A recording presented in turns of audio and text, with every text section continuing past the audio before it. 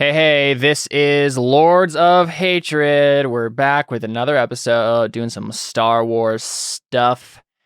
And where we left off, our heroes had entered the Jedi Council chambers, and we hard cut. But let's go ahead and do beliefs and instincts and figure out that stuff before we get started, and we'll jump right into it. Ren, what do you got? I started and didn't finish.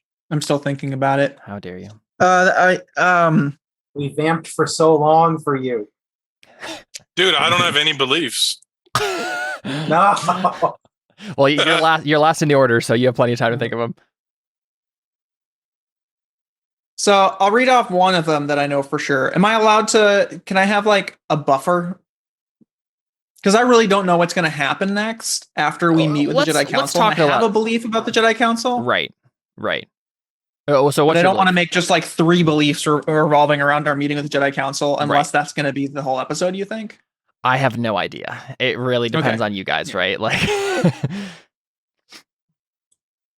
on our talk rolls. Yeah, I mean, it depends how long the conversation lasts, and it also depends on whether or not, like what venue you guys decide to take skill wise to solve these problems. So.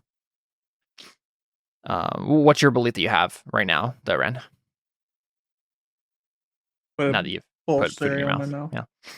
You put the whole bowl in your mouth? Trusting me. Yeah, the whole bowl. Carlos is trusting me to protect him from the Jedi Council. I don't believe the Jedi would do such a thing to him, but I have a bad feeling about this. I will keep Carlos safe from the Jedi Council. Okay, all right. So keeping Carlos safe. Yeah, you already purged Venus' spirit. So maybe let's maybe talk about this. What about a belief about Denon fella, something with Denon? Right, because right now he's like suspicious and mistrustful of you because of what happened at the landing pad. So you can make a belief about that. What do you want to do about him in this situation? Nothing. Or I haven't decided yet, right? Mm-hmm. It'll depend on like our conversation with the Jedi Council. Yeah. Well, you could try to write some sort of neutral belief about him, right? Just be like, I will deal with Denon. Maybe even just something as simple as I will make sure that Denon doesn't interfere with our business with the council or something like that. I don't know. I feel like we won't really know if he is interfering or not. I mean, he's going to be in the room with you guys, so. Right. No, I genuinely think that his. I guess he's not. I guess maybe he's not as subtle as I expected. He's a little rat. I expected him to be like well, no, less like a rat weasel character and more like Sadius from Stormlight Archive. That's kind of how I was expecting him to be in this meeting, but well, I don't know. So that's why I'm like, I don't really know how to make a belief about him because I don't know what he's going to do. So, my belief might be try to ignore him, which is kind of like how I feel like his character is trying to deal with him right now, is just ignore him. Well, this is the thing. I feel like you should go ahead and write the belief as, I'll make sure Denon doesn't interfere with our business with the council, because either way, right, you're going to get stuff for that. If you're actively doing something to stop him from doing something, or if you're just purely trying to keep him out of the conversation and ignore him entirely, those are... Both of those can be solved by kind of having some sort of Denon adjacent belief about like not having him intrude on what's happening. And then Relka Ash is just gone, yeah? He's waiting, right? He's like waiting in the wings per se. He has a spy giving him information. So he's still involved, certainly, though I don't know if you know that necessarily. You could have a belief about finding him or something. Yeah. I'm super rich now. You come hang out with my... I mean, I could go back and buy my spaceport back, but I guess I could just also buy a chunk of Coruscant and just live here. That's true, yeah. That's a bad idea. You got to spend it all before they can take it back.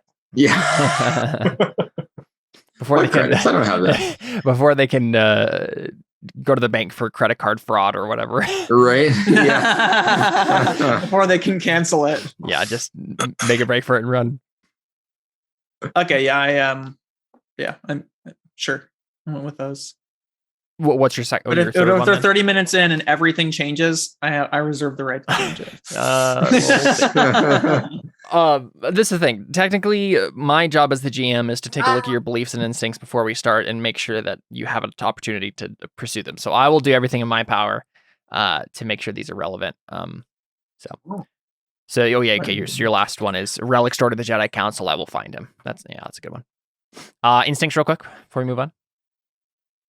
Oh yeah, sorry. Never turn my back to a Sith. Always carry my lightsaber. I can never turn my back on those who need my help. Cool. All right, Kalos. Well, since you're gonna make our beliefs come true, that's not what I said. I am going not even remotely what I said. It's my job to give your character everything you want. That's Burning Wheel. I am not. I'm not a genie. You're a genie M. Oh boy. Despite the misery this power was sprung from, it is mine, and I have made it my own. I will not let the Jedi take it from me. Ren has given me his word the Jedi won't cut my connection to the Force, so I will trust him and not fight the Jedi, ... unless Ren betrays my trust. Cool. Since I'm here on Coruscant, I may as well tell the Jedi how outmatched they are. Okay. And never trust the Jedi or a Sith for that matter. Never leave a challenge unanswered. Never feel the need to lie. Lying is for the weak. Cool. You just gotta tell them they can never stand up to the power of the Sith and be like, also there's some LARPers out there, but they don't matter. I only mean me. Indeed. Rel? Yeah. I've got... I don't want these children to learn at the hands of the Jedi. I will get those who remain with me to one of my safe houses. Cool. Or, I don't know, buy one and then put them there. I need to make friends on this world. I will find a safe place to go to ground should we need to hide, which is similar, but I don't know. Anyways, Kalos refused to disclose the location of Korriban, but there's still opportunity here. I will make sure the Jedi do not keep hold of him. Cool. Instincts? And I've got always find the prophet, never get my hands dirty when I can pay someone else to do it, and always smell for the presence of the Force. Cool. Biaka. Wait, what was that last instinct? Always smell for the presence of the Force. Oh, I think I've missed that every other time. That's hilarious. That's really funny. Every time I read it, especially early on, I was like, I wonder if someone's going to be like, that's a weird thing for this person to say without Force powers. And no one ever said anything. So I just went with it. I mean, it's kind of a weird thing for someone to say with Force powers, but that's true. It's a weird way to say it. Yeah. Yeah. There's also a weird way for my character to say it because that's apparently not how it works. So cool. Yeah. Biaka. I have two beliefs. I'm grieved over a lost tax, so I will find out if Denon killed his family and seek justice. Yes. And I'm still worried about Ren, so I'm gonna talk to the council to see if they can help him or tell me something that I don't know. Maybe I didn't write that though. Sure. Can't wait for the scene where Bianca's like, so Ren is plagued by space ghosts and might be evil. Can you do something non-invasive and nice to help him about it? And they're like, cool, let's kill him. Exorcism. Yeah. Good thing you have persuasion. Thank you for telling us that, Bianca. We'll go give him a back rub. And then he dies. With a lightsaber. We just hear a lightsaber ignite as they turn the corner. Yeah. Yeah, it's a good thing your persuasion skills are so good, guys. Yeah. And my instincts are I always finish what I start. I'm quick to draw my lightsaber, and I will defend those who cannot defend themselves. Yeah. Do you want that third belief, Bianca, to be something about Kalos? Do you have what's your stake in Kalos' situation right now? Like, I don't want the Jedi to hurt him. So okay. Yeah, you can make a belief about that, I think. So I'll say I trust Kalos. So I will ensure the Jedi Council does not hurt him. I wish this was a game of fate so that every time I was in danger, I could compel your protect people who can't protect themselves belief, because I'm literally incapable of protecting myself. So it's like, protect me. That's funny. Can't you make that an alien trait? You're alien? No, he's talking about a different role-playing game where you can, when you have like traits and things like this, you can like compel people to act upon them. You can basically be like, I'll give you a meta point, like basically in Artha, if you do the thing that your character sheet says you will, and if you don't do that, you have to give me a point. And then Burning Wheel doesn't do that, but no, it doesn't. a similar game does. Yeah. All right, cool. Yeah, so I guess we see the you know what? Let's keep the tension high, and let's start with Rel. Right? Great. Let's figure out. So Rel, you're obviously getting some news from your spy, right? Right. Yeah. But are you doing anything while you're waiting and like getting this information? Are you seeking out anything? Or are you literally just hiding? I mean, I'm gonna find a place. Like I'm gonna pursue that goal of finding a place to lay low because that's what I want to do first. Sure. Because I need to go somewhere. Yeah. That's right. I mean, I assume I'm somewhere when I hired the spy, but that was more important. So now that I've done that, I'm gonna try and find this is a giant city planet with like more than 1,000 levels of city. Like you could be lost here forever, no one would ever find you. So I'm just gonna try and find a place that's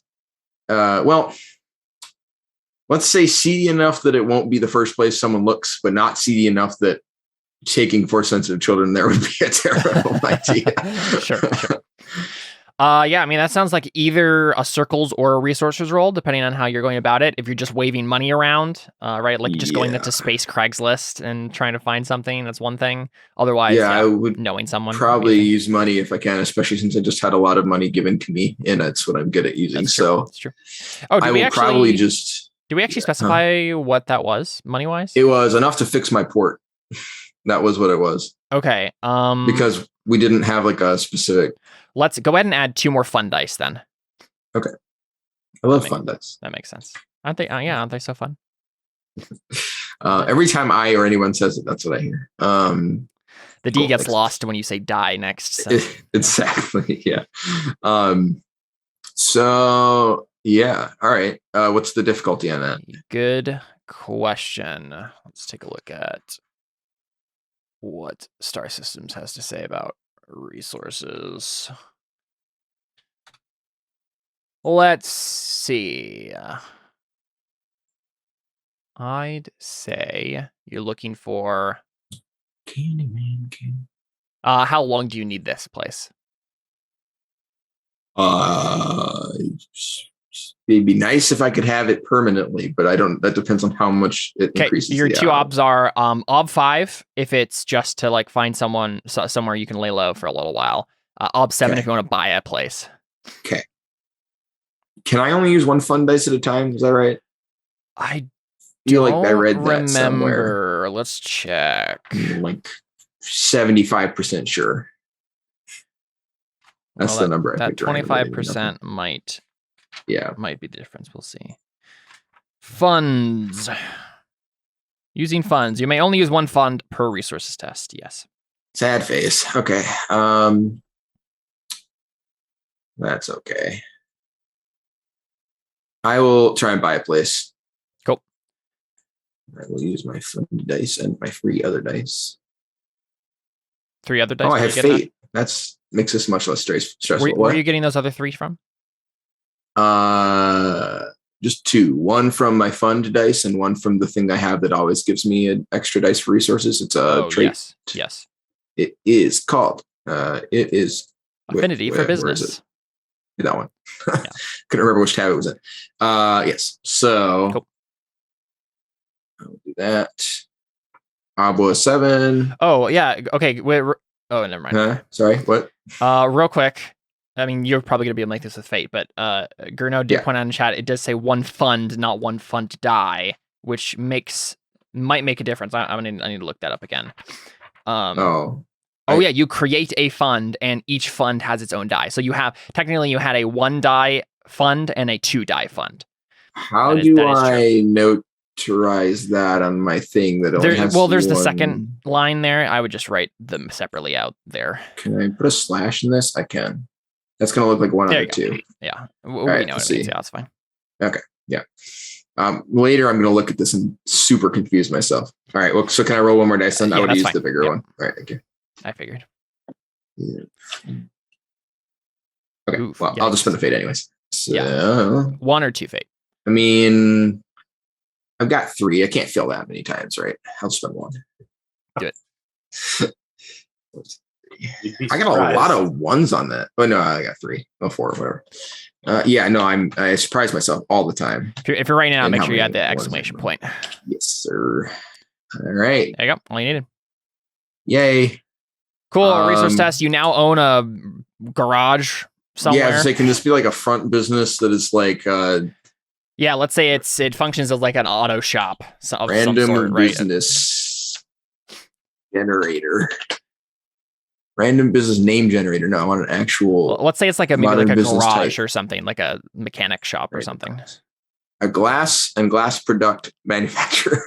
A hog and pig farm. No thanks. Radio broadcast casino hotel. Well, can I have a casino hotel? I don't think that's so. I was thinking you're buying something along the lines of like a warehouse or a garage or something, right? Yeah. So probably not a functional business. Yeah, I was thinking like a defunct one or whatever. I was going to roll like it used to be one of those. Now yeah, let's just say it's like littered with abandoned, half worked on vehicles. So it's like some garage. Okay. I mean that's cool. I like that. Also, I think that'll be fun for not Skywalker kid to oh yeah and obviously he's coming with you because all the kids who stayed with me, which I think there was a handful, not a lot of them, most of them didn't, but I think a few did, and so I'm bringing them all there. Yep Cool. All right, home sweet home. Sounds good. So we see Rel hole up there and kind of kick back his feet on the ship and wait for information from his spy as the kids play lizard toad snake in the corner. Yeah. And then I have a couple other resource / circles rolls, but we don't have to do them all now if you don't want to. No, that's fine. Yeah, let's break it up and do kind of skip back and forth. Yeah, that's probably the scene. Then we park the ship wherever it goes here, and on the landing platform that sticks out as you go down the levels, and I get out and I'm like, home sweet home. I gesture to the big warehouse, basically shop. And whatever Skywalker kid, whatever. I don't think we ever named this kid. I don't know. I think his name was Bo. Did we name him Bo? Okay, let's say his name is Bo. That's fine. Pretty sure. So Bo, giggles in delight and runs off to jump on one of the ships and fiddle with it. So it falls apart when he exactly. Yeah, a big piece of it falls off, and Rel's like, "Be careful." Yep. Cool. So we cut back to the Jedi Council, and I think at first we're seeing from inside the council room before you guys enter. And we see Odan Ur, right? So this kind of fish alien looking dude with the large kind of outward facing teeth, and as in outside of his mouth instead of inside. And tusks, kind of. Yeah, they're not tusks, but they look like actual teeth. But they're just kind of on the outside of his jaw, at least the top part of his jaw. I have a picture. I don't know I believe. I don't know if he's still in here. But we see, him and one of the other masters. I think I said Nomi Sunrider was sitting next to him, so they're talking about something. As the council is waiting anxiously, we can tell that they're waiting for the arrival. They know what's coming, and they know that Callus is coming. And we see Nomi shift uncomfortably, and Odan turns next to him, or turns to her and says, "Remember, there is no passion. There is peace. Keep your emotions under control as we speak with our guests, Nomi. That is the way of the light side." And Nomi just kind of swallows and nods. And then, the doors slide open, and Kalos, Ren, and Biaka stride in, flanked by a couple other Jedi, including Denon Fellis. And I think Denon goes to announce you guys he's kind of starting the conversation, unless any of you are going to butt ahead and make a scene of any sort. I roll stealthy to hide. No, Jared. Nice try. Just a dance, remember? Yeah, I was going to say, Jared was looking at his list before this and being like, okay, I need to just use all of these agility and speed skills so I can upgrade them. And he's like, all right, just going to find opportunities to do this. And I've denied your first one. We'll see if you come up with better opportunities to attempt them. But No, you can't hide in the middle of the council chambers, so that is not a thing. But yeah, so Denon says, Masters, I bring before you the rogue Padawan, Kalos. And immediately, Jared, Kalos, you notice that so first, obviously, as I said before, your gaze goes to Nomi, right? Because obviously. But then you notice on the other side of Odan-Ur is your old master. What? Yeah. What? Would you like to describe him for us? I don't think we've ever really talked about what he looks like or anything. I never thought about this. Oh boy. Is he a human? He is a Zabrak. That's the horny guy, right? Yeah. He's a Zabrak. Well, no Jedi are the horny guys, but says you. It's just not allowed to be. That's all. Yeah. Though I remember now that George Lucas said something about how Jedi can have sex, they just can't get married. Just can't have attachment. Attachment, which is the worst ever. But Yikes. I mean, the Jedi sounds like American worst ever. Yeah. Oofda. Yeah, it's totally fine if you have sex with some random girl in a bar, as long as you don't stay with her afterwards. As long as you don't care about her or any of the repercussions of what you've done. Exactly. Yeah. But yeah, so he's a Zabrak, you said. Does he have any tattoos or anything? Or what do you think? I know this is a Zabrak thing typically, but it doesn't have to be. Do they have tattoos, or do they have different? It's so they have the different horn configurations, but they also, a lot of them have been known to have intricate tattoos as well. Okay. I just didn't know if those were tattoos or. That's what Darth Maul had tattoos. Okay. Yeah. Gotcha. I just thought he had multiple. Yeah, full body tattoos. Yeah. Okay. He's probably got some tattoos. Cool. He's probably unless, he changed it, but he's probably a different color than when he left. That's what the dark side does, right? It changed. Ow! I don't think it changes your tattoo colors. Not the tattoo color, but I thought it changed their skin color. I don't think it changes. I think it's mostly your. I think it's your eyes. I think it might make you pale and sort of deathly, but I don't know. Yeah. There's been plenty of different effects that have happened, skin wise, of various Jedi or Sith. Darth Maul was pretty red. He wasn't a pale red or anything. Yeah. So. Yeah. I mean, those are literal full body tattoos. That's what that was. But that was the red. Yes, the red was full body tattoo. Yes, that's not his skin color. That's that's tattoos. That's always what I thought. I'm almost positive that's the case. But aren't what? Oh. No, because I've seen Zabrak without the. Well, yeah, but they could just be different colors. Those are Sith tattoos. Yeah, that's what they are. What? Yeah. Yeah. Normally, Zabrak have normal human colored skin. Okay. Yeah, he probably has the red full body tattoos. Yeah. Okay. Let's say this. Let's say he was in the middle of doing them while you guys were on Korriban. So let's say that he has half of the tattoos. So one side of his face is normal and the other side of his face is the other scar has Sith tattoos. A deformed scar from where I stabbed. Cool. He looks calm and serene as he looks at you. But so Denon, announces, and does anyone say anything in the immediate? Otherwise, Odan-Ur you can tell that he's about to speak next. I just want to give you guys opportunities to butt in if you want. I kill him. Just instantly, Kalos just throws his lightsaber. Cool. Yeah, so Odan-Ur says, well, I think he probably actually turns to you, Ren, and he says, do you have an explanation, Master Ren, as to the deception that was thrust upon the council earlier? You see Denon just his face goes dark and he growls at you, sort of a thing. Not growls, but I do not. Looks at you. I know as little as you do. Rel was a part of what allowed us to bring Kalos here, but he was just as much of a hindrance before that.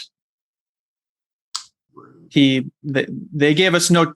The situation gave us no choice but to trust him in order to ensure the success of our mission. Okay. I feel like there's a roll there of some sort. Persuasion. I'm pretty sure it's just persuasion. You're going to be terrible at it, but I'll give you some like bonus dice and things because I mean, it shouldn't be super difficult, you know. Let's see. Stupid. So the op is going to be 5. But I will give you 3. That's bonus. Impossible. I'll give you 3 doubles bonus. to 10. I know. Yeah, I mean, it's his will. Impossible. Like that's how the rules work. The consequences of failing this aren't going to be like super dire or anything. It's just that he's still not like on your side necessarily. Yeah. There's just no way. Oh, you still have your wounds too. Yeah. Yeah. Oh, I'm not supposed to still have those wounds. No. So you have your midi wound is still healing. Remember? Oh, you're right. So you're like halfway. Okay. Yeah. You can mark that difficult on your will, though.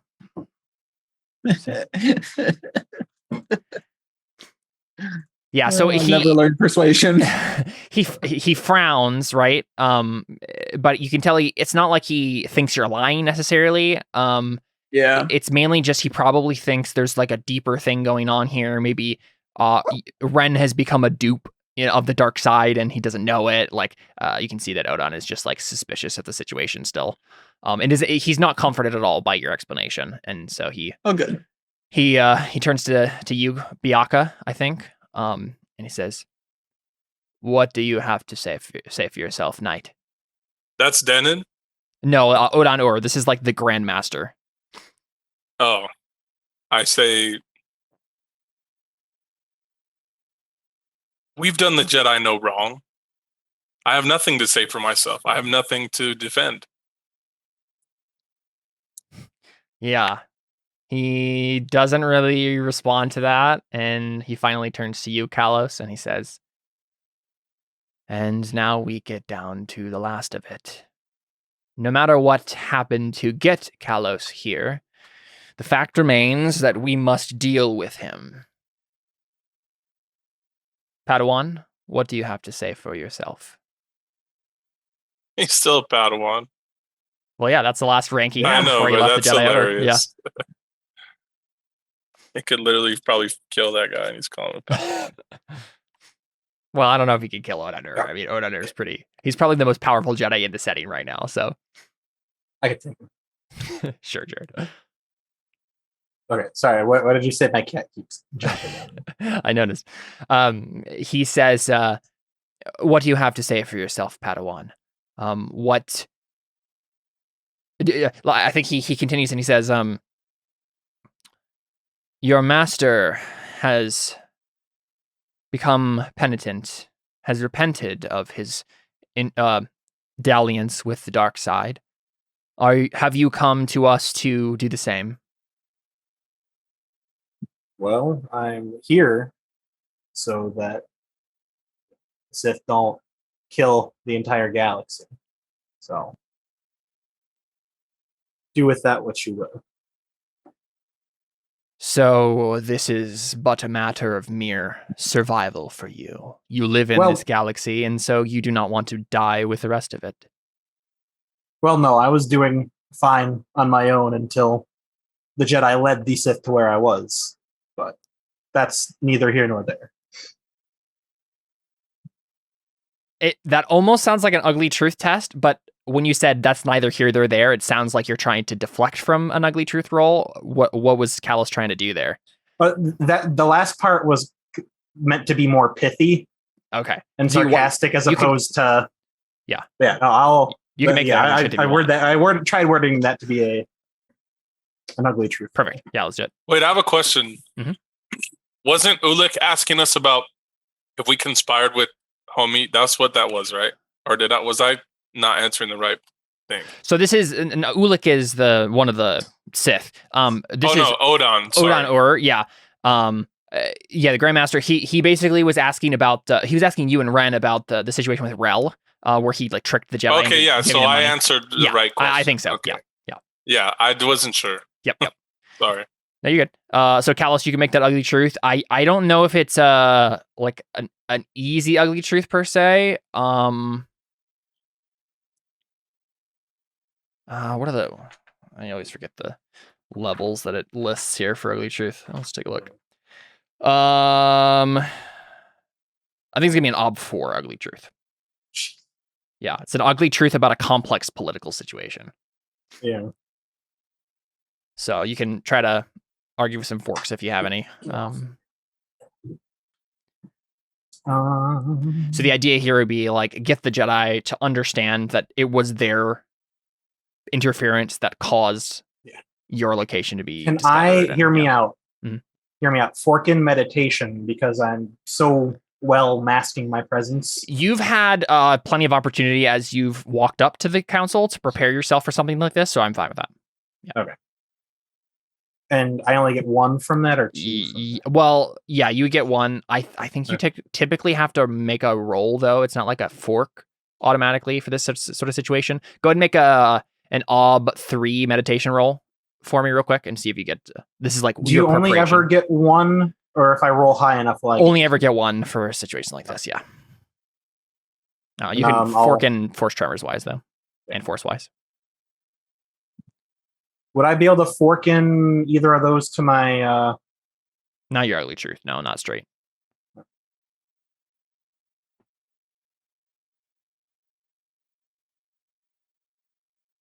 There you go. Yep, so you get that extra die.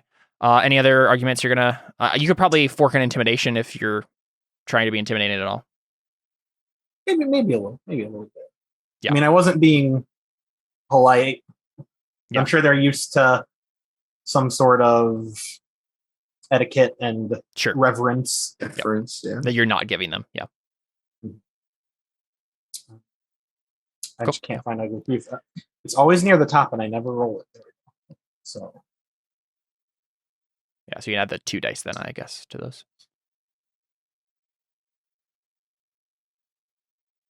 I'm tempted to try and use hatred. You could attempt to do that in the middle of the Jedi Council chambers, yes. Yeah. It would definitely make them not like you.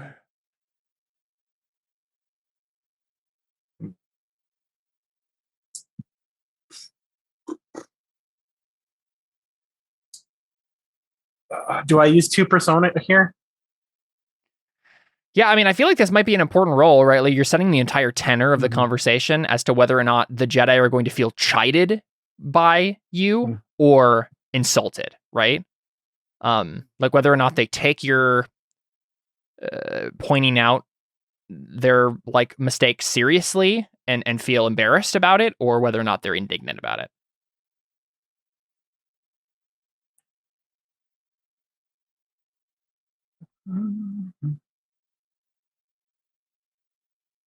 Yeah, I'm gonna use 3 persona. 2 advantages and 3 Arthur. And what was the ob? You said 4? 4, yeah.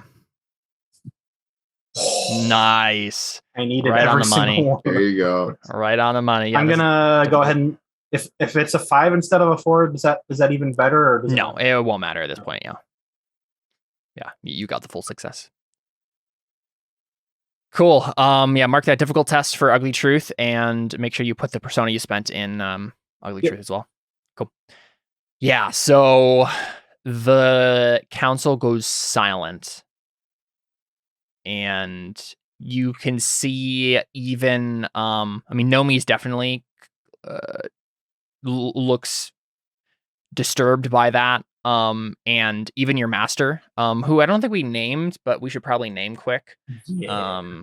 I just have him as master on my character. Yeah, let me grab a quick name for him. Let's say his name is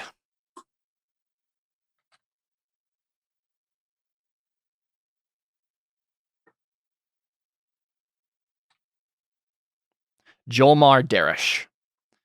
Sounds like a Star Wars name. Yeah. Darash, probably. Yeah, so Master Darash, or wait, how did it? You said Omar Darash. I'm trying to think of what. Omar Darish. Hey, it's Omar. I'm trying to think what usually. Did they say Master Kenobi or Master Obi-Wan? Probably both, right? They say both. Yeah. Okay. Yeah. Mostly Kenobi, though, I think.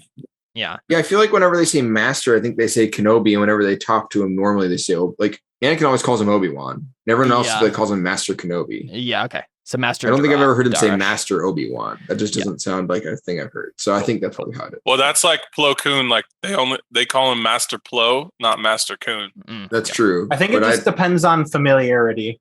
Yeah, that's true. Doesn't matter. Plo Koon doesn't even sound like a whole first name, so I don't even know. I know. Yeah. Your master, he is broken out of his calm serenity by that as well, and kind of blinks and his brow creases. Odon himself frowns and puts a hand to his temple and just kind of shakes his head and says, "The Jedi are aware of our mistakes, Kalos, but we feel that you are still too dangerous to be left alone. Here, on Coruscant, you can be protected from the Sith and from yourself."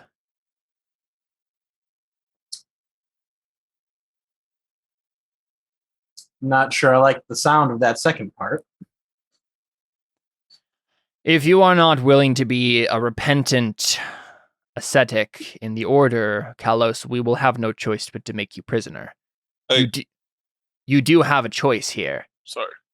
But I fear the choice has already been made in your eyes. I think, actually he says, I fear I can already see the choice you will make in your eyes.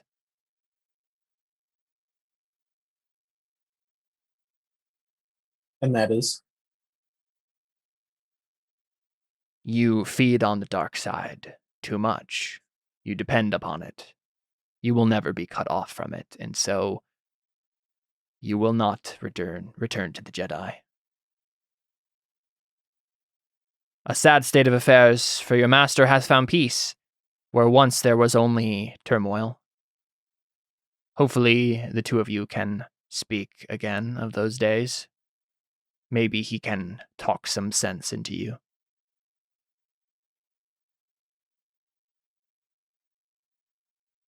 I am torn between like standing up and saying something and also just like looking at Kalos, like really hoping he's just going to decide to join the Jedi and learn under his master again or whatever. Mm-hmm.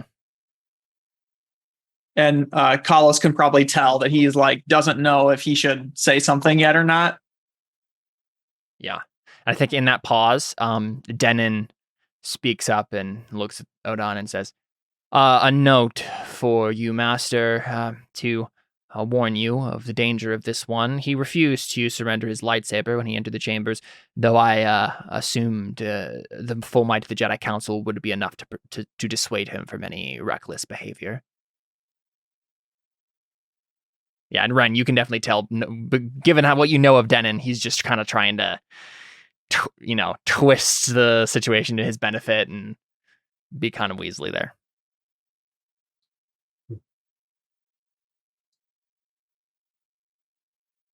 So Denon's I really want to. Oh. Yeah, Denon's like kind of at your side, like next to the door, kind of like waiting, like blocking. I thought Denon was on the council.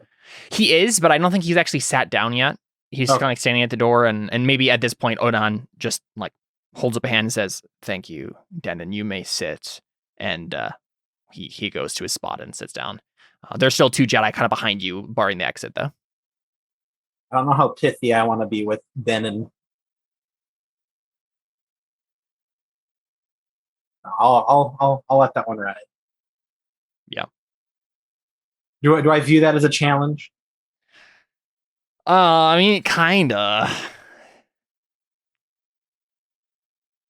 I mean, he did just say the Jedi Council is surely a match for you if he was to try anything reckless. I'll leave it at that. Yeah. How about instead of join the council, being a Padawan, or not join the Padawan, that's it. Instead of coming back to the Order, how about you just, throw me at the enemy, and then I'll kill Exar Kun. I already killed Ulek, but let me finish that, and then I'll go find some planet and live on my own. And then, everything would be good. Cool. Make a persuasion test. Crap. That's exactly what you just did. No, it is in your best interest. People, I would ask them for you. But yeah, that's Will. Yeah, it's Will. So I'll be 10. Yeah. Ugh. Does that not sound enticing to them though, to have their enemies? No. They literally went through so much effort to get you away from them, even though you were already killing them. I mean, I wasn't saying to like me on my own, but like, when the time comes, I'll be, the spearhead. Mm-hmm. Yeah, I don't think. Okay. Yeah. No. No, they're not already leaning towards that. They're leaning away from it. 5. Yeah, so just difficult will test, but that's it. And Odan is shaking his head and he says, "No, Kalos, there is but one choice available to you. You will turn back to the light side of the Force, or you will rot in the dark." And you can tell that means like both rot in the dark side, but also literally rot in the dark as you sit in a prison cell. Mm-hmm. There was no response to me killing Ulek. I think Denon probably scoffs, right? He's like, whatever, you didn't do that. And Nomi looks like intently at you when you say that, but not really a response from Odan, at least. Connor, I at this point I just look to Ren and shrug. What was the last thing that Denon said? He just scoffed when Kalos mentioned that he killed Ulek. Like, he didn't do that, whatever. He did. I know you don't seem to want to trust us due to everything that's happened, but he tells the truth. What does he tell the truth about? Odan says. Just he hasn't lied yet. Yeah, lying is something only the weak do. I have no need for it. In fact, I can attest to that. He hasn't lied to us once. Odan is like looking at you intently.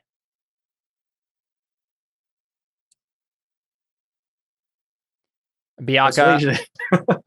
Yeah, I mean, that's a persuasion test again, isn't it? I think I don't know if it is persuasion exactly. Could it be ugly truth, maybe? You don't have that either. No, I don't have it. It doesn't. So it's an easier check, though. Yeah, it's an easier check. I'm trying to think of the way you phrased the question or the response, whether or not. I think it would be a soothing platitudes test, actually. Right? You're just trying to like be like, no, like stop scoffing. Like, no, this is real. Like, just trust him. Like, this is kind of soothing their response. Okay. I'll let this be an ob 4 because you're kind of doing it to the crowd and not just to Odan. Okay. But it's still gonna still an ob 8. Yeah, I mean, oh no, you just gotta hope you get all 6s and can reroll them or something. Yeah, I mean that was a good roll. It's not a bad compared. Yeah, with the dice you had, that was pretty good. Yeah. Yeah, you can mark another difficult on your will. Use it challenging now. Give me a harder one. Yeah. But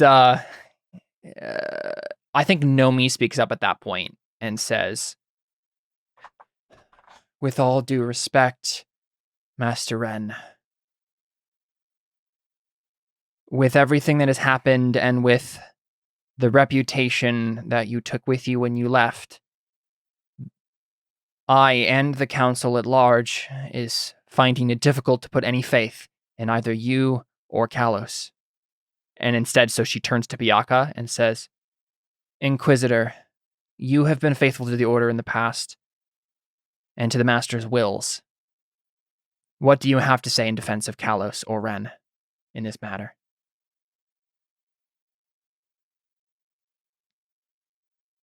You're muted. I didn't know I was still muted. I said I'm kind of zoned out. So what exactly? So Ren just tried to tell the council that he's fine. Yeah, listen, he's been telling the truth about everything. Like, he did kill Ulick. He hasn't lied to us this whole time. Like, you have to be trusting this dude. Like, and he said, like, Kalos basically said, I'll go kill the Jedi or the Sith for you. Just put me at the front of a Jedi host, basically, is what he was implying, right? But is he gonna be a Jedi? No, that's not what he's saying. Yeah. Okay. Basically, once all this is over, I'll go to my own backwater planet and be out of your hair, essentially. Yeah. And so Nomi, Sunrider, is basically saying we can't really trust Ren or Kalos, but Inquisitor, Biaka, you've always been known to be like incredibly faithful to the code and to the Order and to the Master's wills. What do you say in defense of these two? Okay. So Biaka looks at her, and then he side glances at Ren and Kalos, and he says, everything my master said is true, and everything Kalos has said is true. I think the Jedi Council ought to trust both of them, and I would put my entire reputation on that. Kalos saved me from death multiple times, and Ren. I would trust him again. Yeah, unfortunately, that's also a persuasion test, which you don't have. So we'll have you go ahead and make that. What else can I do? I know exactly. That's the difficulty with the situation. Is all of your soldiers you're not good at talking to people, which is I think that's. But interesting. she even said, she's the one that said, "Oh, we trust you." It shouldn't be a roll. I think it will be a roll, but I'll give you some extra bonus die for this. So you're gonna make a persuasion test. It's on your being learned there. So you're gonna put in 4 for the ob, but I'll give you 2 bonus die. For the situation, for them being kind of on your side. Isn't their will like -1 if it's something that you never go down with the base ob, but you do get bonus die for situations. Yeah, because I thought if it was something either the only thing wanted to believe or something. Yes, coming from someone they trust. Or... You can get bonus die to the test, but the ob never goes down. Okay, so the only thing that like decreases obs or decreases stuff like that is like wound dice and stuff. I have 2 helps. 2 help. Yeah. I'm gonna fork in ugly truth. Okay, what do you say to kind of help in this moment? You can get an extra one then. Yeah. I mean, can it just not be the fact that I slaughtered Ulick? Or I believe I slaughtered Ulick. I don't think so. I think you're gonna have to add another point here. And I don't think anyone here is capable of doing that. Is that what you say right now, or are you just like? I think you have to say something extra right now. Yeah, no, I'll say that now. Yeah, I mean, Judge. Yep, I'm the only one capable of here killing. What's his? Not Ulick, the other guy. Exar Kun. Yeah. Exar Kun. Yeah. Yeah, so you kind of want to frame it as like, listen, you have to listen to Biaka because though you don't want to believe it, I'm actually the only person who can get you out of this mess. So if you just lock me away in a prison cell, I'm gonna sweeten up without any of you turning to the dark side to do so. Yeah. I'll be your John Cleaver. yeah. And can I make that intimidation instead? Since I said that. I think it's still ugly truth. Yeah. So you can get an ob 4 test, Kalos, for your ugly truth for that help. Ooh, it levels up. Very nice. And then Biaka, yeah, you can get 3 help then, ob 4. Am I still wounded? I think you are, yeah. Connor, are you going to? Can I use a persona or a fate point or something? Yeah, you can spend up to 3 of them. Yeah, and then Ren, if you want to add, yeah, persona. You have 6 of them. Yeah, I can add. Yeah, I'll use one. Yeah, and then real quick before you roll, Ren, you want to add something too? add something to say or add a skill? you have to add a helping die of some sort. But in this situation, it's probably going to have to be something you say. Jedi Doctrine. I don't have any skills. Jedi Doctrine. Oh, Jedi Doctrine, yeah. And you can add 2. What do you say? Sam in chat says, I want to fork in viewer support. Is that the Force? Well, okay, hold up though. You're trying to convince them to let you be the one to kill the Sith? Well, so really the main role that's happening here is Biyaka is telling them Kalos. What did you say exactly again, Biyaka? You said like I said can trust Kalos. Like Kalos, yeah, you can trust Kalos and Ren because and Kalos because he saved my life and all the time I spent. He's not necessarily convincing him to like do my plan. Yeah, but just to not distrust me or put me in a jail cell. Yeah, sure. So then, what are you adding? So how many helps do I get? It will depend on whether or not Connor can pull out something Jedi Doctrine here. Well, let me see. I'm gonna read the Jedi code. Forgot how they phrase some. Red's like, hey, real quick, I just need to bring up my data pad. Let me Google this real quick. Yeah.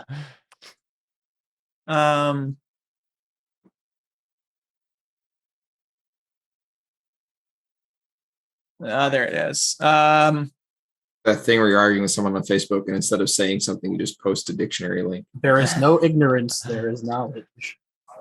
Yeah, it doesn't quite fit either. I feel like all the Jedi Doctrine stuff is a stretch. I mean, there's more to the doctrine than just the mantra. I know. That's why I'm just trying to think right now. I mean, I'd probably say something along the lines of like their emotions are getting in the way, right? Yeah. Because of actually no, yeah. I wanna tell them that they're afraid. Yeah. Are you chicken? Can't you all see that the reason you're treating him this way is nothing to do with what you think is right, but rather it's because of what you fear. You're afraid of Kalos. You're afraid of what might happen. And so you're trying to control the situation. You feel like you're being wise, but you don't understand the same things that we understand. You weren't there. You don't know Kalos like we do. You're letting your bias against the Sith, or not against the Sith. You wouldn't say that. You're letting your bias against the dark side, what's the word?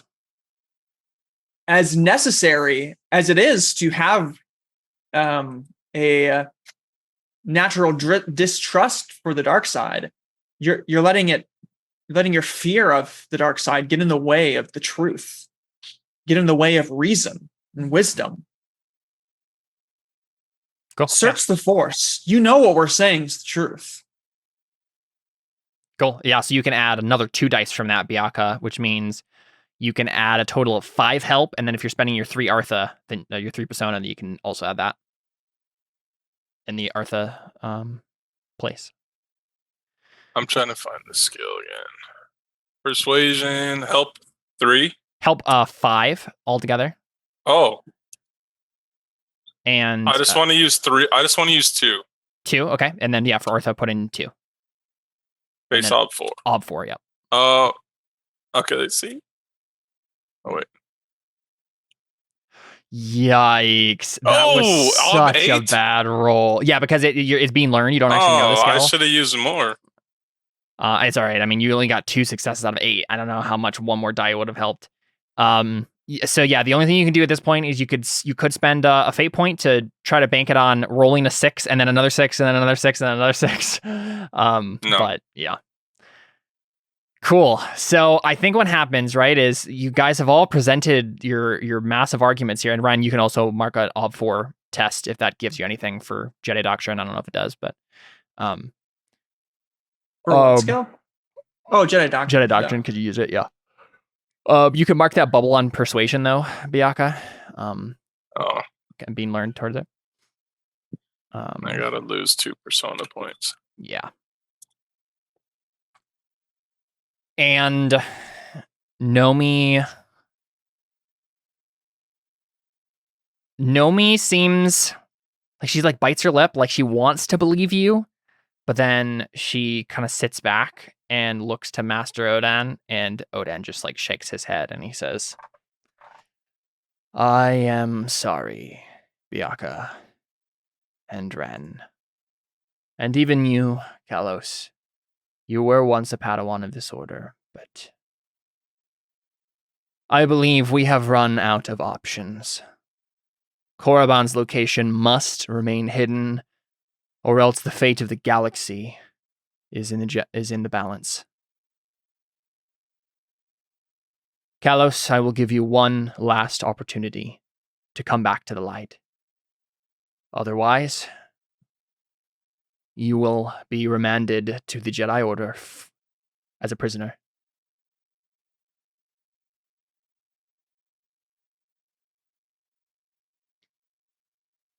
And I think at that point, your master stands up and walks towards you. Do you do anything? Do you respond in any way as he's walking towards you? I would say, Masters, you can't do this. Yeah. You can't lock him up. They're ignoring you as this guy's walking towards Kalos. I think he instinctively flinches a little bit. Kalos steps in, or not Kalos, sorry. Ren steps in between them. The master looks at him strangely, looks at you strangely, Ren. Jolmar looks at you What's his name? Jolmar? Jolmar, yeah. Jolmar. He looks at you and it's like, be at peace, Jedi. I merely want to attempt to bring my old Padawan to the light. Will you not give me a moment's time to speak to him?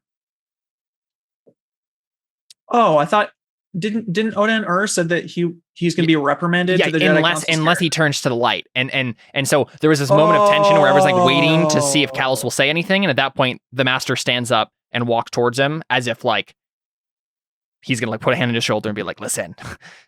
Sort of a thing. But I think it makes sense if Ren misunderstood the situation, right? He's just like, wait. Then I kind of glance back at Kalos and I'm like, oh, this is embarrassing. And then I turn stuff aside. And Denon is like scowling at you, Ren, like you were defending a Sith. He's kind of like staring at you from across the room. And Kalos, your master, if you let him, puts a hand on your shoulder. I think he just like, despite his like pride not wanting him to, he like recoils a little bit. Yeah. And he says, Kalos, can't you see that the path that we walked upon was the wrong one? The roads I led you down, the knowledge we dug up was not meant for us. It was not meant for anyone. Why won't you see that? Why won't you come to the light? Have I so scarred your path, destroyed the young man that once was, that you are not willing to see reason? Oh, for sure. The old me is dead, but I know better than anyone here how horrible that path is. Then why do you still walk on it? Why do you tempt the cliff's edge with every step?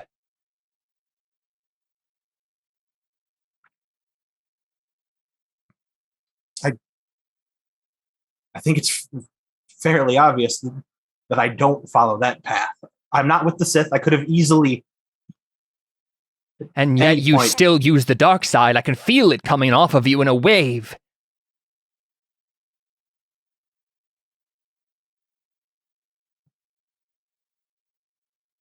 This power, despite where it came from, is mine, and I have made it my own. It is part of me.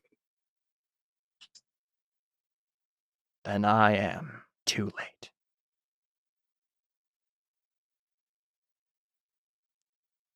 The difference between me and those Sith who are going to come knocking down your doors is that they are ruled by their power is fueled by fear and hatred, whereas mine is fueled by passion.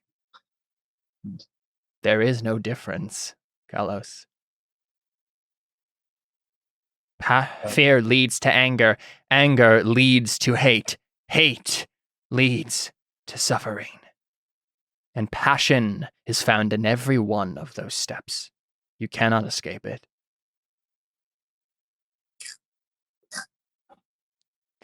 Sorry.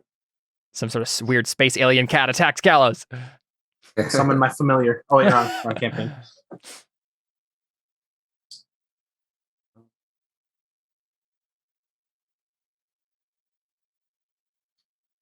If my actions thus far haven't spoken for themselves, I don't think we have anything more to say.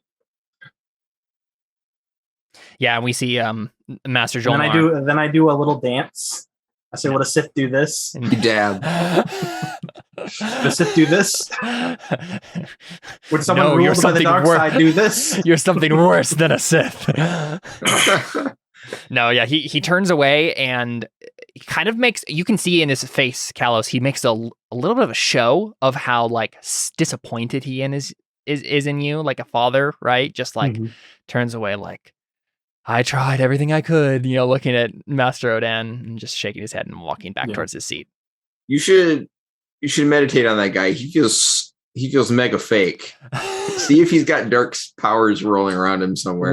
What would the role be to make him like tip his hand and use his aura, like make his aura of fear slip? You could try to attack him. That might do it. I would say like telekinesis or not telekinesis. Telepathy is really the thing you need in this situation. Yeah, you could attempt something with meditation, but it's gonna be way harder. Could you attempt something with hatred? Do you like bro fist his hatred aura and yeah, maybe make it come out? Yeah, what can you do with hatred again?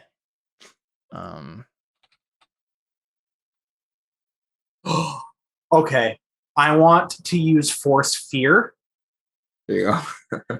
And use intimidation. Okay, yeah. So you're just like tapping your hatred to like try to get him. Yeah, I think intimidation is a great one. That would get him to like basically make a steal test, right? And if he fails, then he has to like react like that. Yeah. Yeah. Lose is cool. I like that. Yeah. What do you say? What do you do? Like as he's doing the whole, like, is it obvious to me that he's putting on a show? Everyone else is buying it, but Kalos, you can see right through him. And I say, you haven't changed one bit. You're still my old master. And then I'm going to do that. And then you're just going to yell like, and force intimidation. So I'm going to fork in soldier-wise because he's a soldier. Sure, yeah. Force-wise, force tremors-wise. Mm-hmm. And would Sith Doctrine come in handy here? Since I'm trying to force him to show his... Yes, I'll give it to you. Okay. That's 4, and then plus I'm going to tap all of my hatred because... Sure. Stop trying to steal my donut. I think it's gonna be an op 6.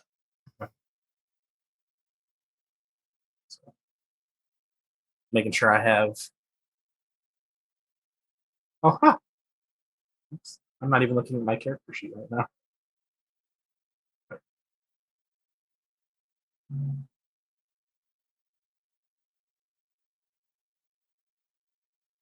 Oh, Ugly Truth?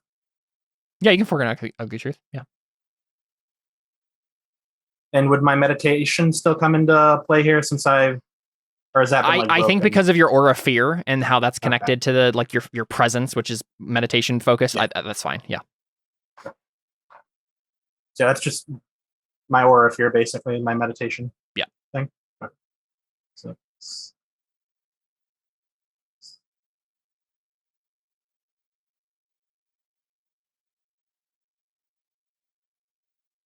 base 6. Mm-hmm.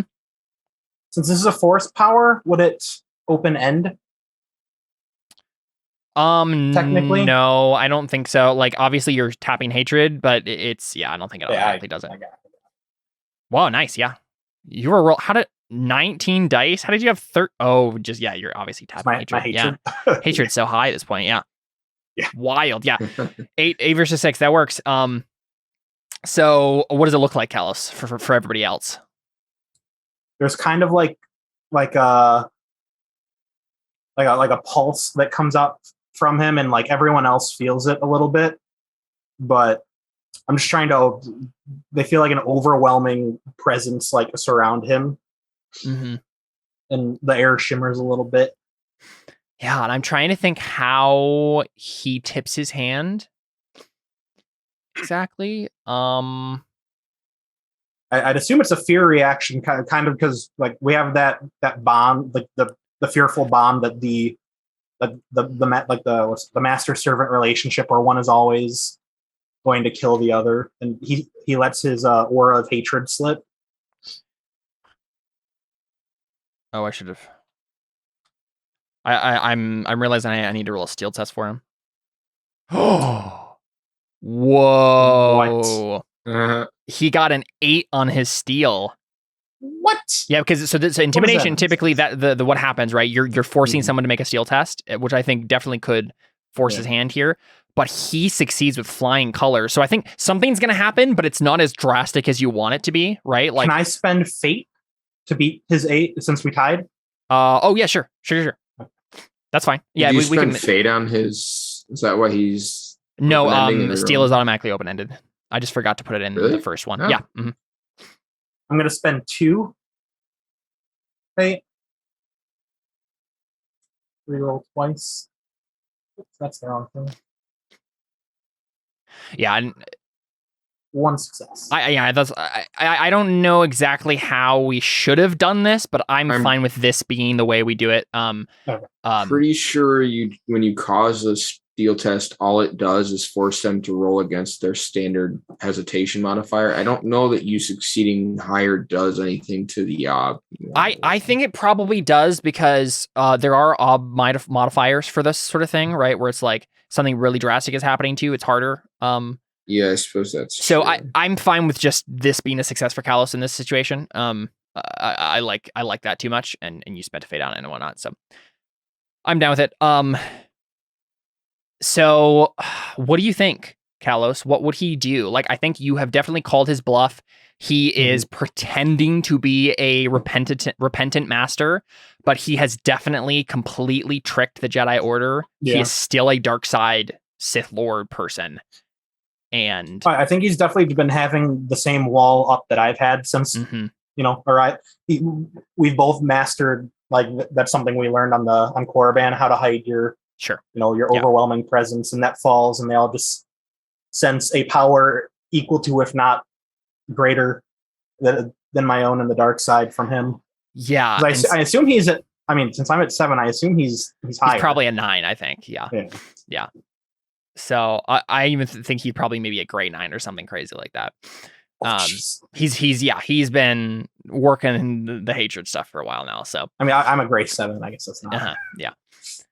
So I think we get a moment where it's obvious to everyone in the room that both of you are like letting off horrible dark side presence. Ren and Bianca, what's your initial reaction to this? I knew the Jedi were evil. No, I'm just kidding. But I think so. Bianca, I know that seppuku. So I can tell that the master's evil. So this is Jolmar, correct? This is Jolmar. A wave of dark side presence suddenly fills the room from him. Like it like even like overwhelms my own. Like yeah, that's all you can sense right now, probably. Yeah. He's your old master. Yes. Yeah. And the Jedi are gone, right? The council. No. We're still in the. They're all still in the room. Yeah. Yeah. So, I probably just like feel the wave of the presence and like look to Odan and the rest of the council and are like, you all feel that, right? Yeah. I'd say, and you thought you couldn't trust Kalos? Yeah. And roasted. Well, okay, hold up 1 second. we forgot about something. Biaka doesn't have his droid. Is there just a protocol droid translating this? Yeah. Can he sound really funny? Ah, Yeah, let's say exasperated remark. sick burn, and you all said you knew. It's probably some sort of like older C-3PO like unit, right? Like Yeah. C-3PO. But it talks like this. Yeah. No. Sure. Whatever. I don't. Whatever. All I say is, I'll say it calm. And you guys thought Kalos was the one you had to worry about. Yeah, no, I was just kidding. Yeah, you're fine. I love the idea that he says that, and he gets like smug look on his face, looks like this, and then he looks at Droid like, "Are you gonna say what I said?" Yeah.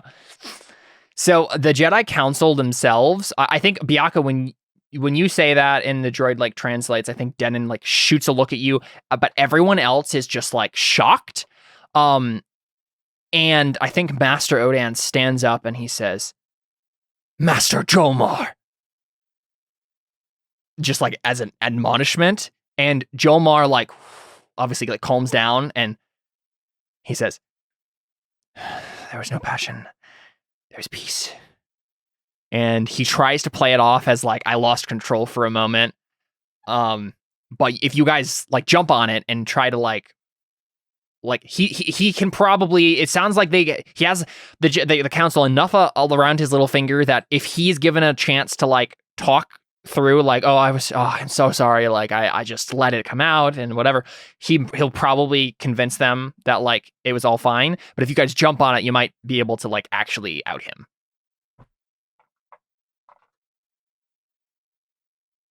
I'm going to take off my armor, like my chest piece.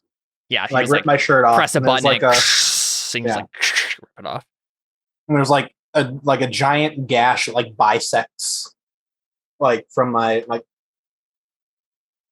my right shoulder. Yeah, my right shoulder down to like my left thigh almost. Yeah. And did you say anything? I just say this is the man you have chosen to trust. He has not changed at all. If anything, he has grown more powerful on the dark side since leaving Korriban. Okay, that's ugly truth test. Yeah. I think that's ugly truth about like friends or family or something. He's kind of in this weird middle state where he's like almost your dad. So I'll let it be no, I'm gonna do op 3. It's gonna be an op 3. Op 3 ugly truth. So I am going to fork in Jedi Doctrine 1. Because that's not a thing they're supposed to do, torture children. Is that a... No, it's pretty obvious that would be the case. The issue is like actually convincing them that he did this to you, right? Yeah.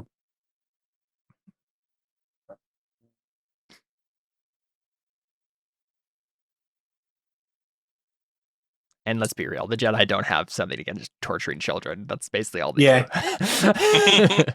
They don't torture them. They just train them and then to be child soldiers. Kill. Yeah. Yeah. Is my meditation still coming to effect? I don't think in this, no. Okay. Are you guys going to help me in any way, shape, or form? Yeah, what are you trying to do? So Kalos is basically outing his master as being an evil Sith Lord who like gave him a giant like wound from like shoulder to thigh through the middle of his chest. He like took out his armor and showed everybody this.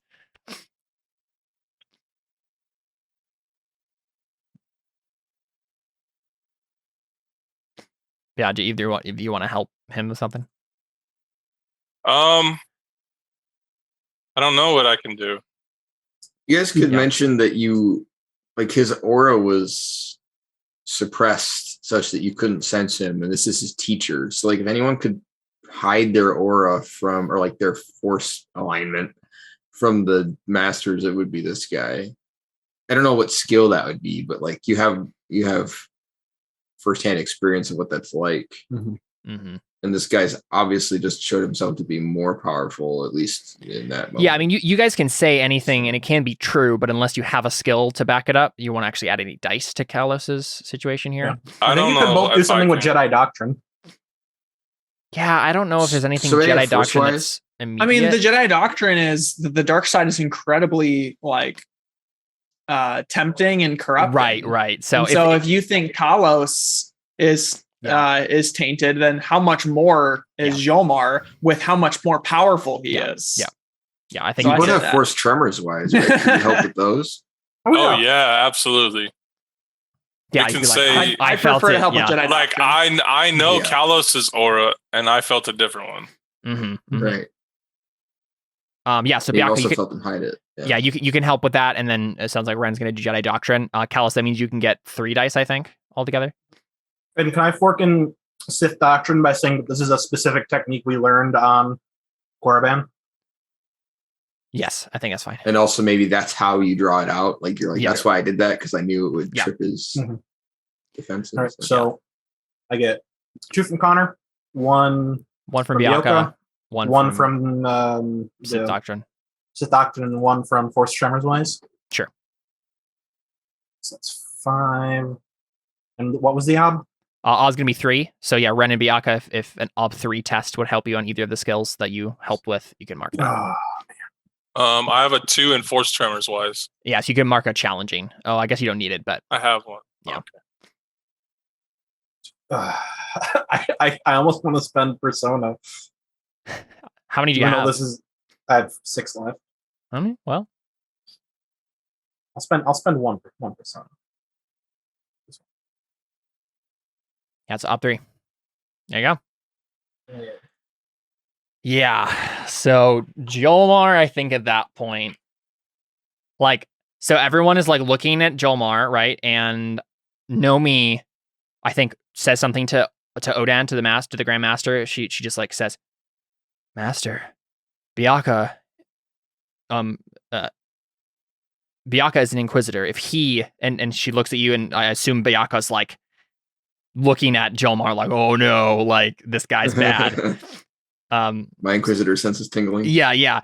I think she points to Bianca and says if he thinks that this is a danger, then we must at least quarantine Master Jomar until we can find out more.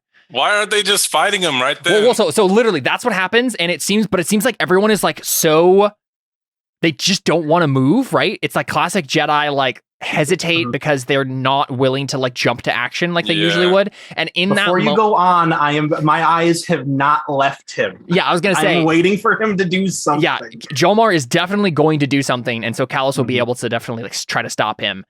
I don't know what exactly he would try to do in this situation. He's definitely going to try to escape it and use violence to do so, but I'm trying to think specifically. How many people can Force Lightning hit? Good question.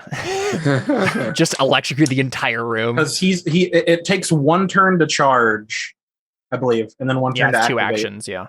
Yeah. Multiple targets add +1 ob for each of them. I think he might try that. You just have to recognize what he's doing and stab him first. No, I don't think he would, because he can't add enough ob to him to do the whole council. There's so many Jedi in the room. I think literally what he's going to do is he's literally just going to try to force jump through the big window in this Jedi council chamber and just escape, right? Except if Mace Windu died, then he also has to die. Well, I mean, Mace Windu died because he got lightning to death and then flew out the window. So I think what he's going to do when he flew out the window is Jomar just tries to do a huge wave of force energy to just shatter the window.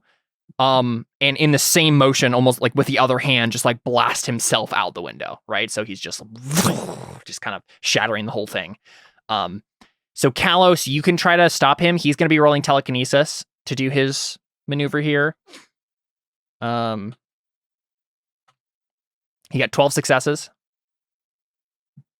Oh crap! Well, I mean, I'm gonna do lightsaber. Yeah. So what exactly is your intent? Just literally strike him down before he can escape. Yeah, basically. Cool. Are you still wearing your helmet and greaves and like armor pants, but not your chest? Just the chest plate, I assume, right? Okay. That you took off. I mean, he's not attacking me, and armor does nothing against lightsabers anyway. Was a funny image. I'm just standing there shirtless. Yeah, but you saw like pauldrons and helmet on. Classic Kylo Ren big torso moment. When I took my shirt off, did Nomi blush a little bit? Oh, of course. Wow. She didn't actually blush, but she like noticed it. Her eyes went a little wide. Yeah. Well, yeah. There's a giant disfiguring scar. Yeah, I was gonna say. Okay, so lightsaber. Can I argue Sith doctrine? No. Because no. Can you give me no. Telekinesis. Sure. Can I fork in my intimidation since he's scared of me? Yes.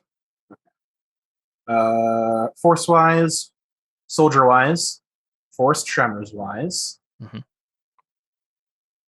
And I'm going to tap all 7 points of my hatred. Mm-hmm. So make sure you're marking these tests as you do so. So I'm 13 right now. What is he rolling for to attack him? Yeah, he's just gonna try to strike him down before he can escape. Do Ren and Bioka have a chance to assist me? Ren and Bianca, go ahead and make a steel test to see if you. I can believe that Kalos definitely would be ready for this, but maybe not Ren and Bianca. So go ahead and make a steel test against your hesitation. Whatever your hesitation obstacle is, should be listed on your sheet there. We're making a steel test against our steel test against your hesitation. Yeah. 6 against 6. Yeah. So it's the op 6. Yours actually should be a 5 now, Ren.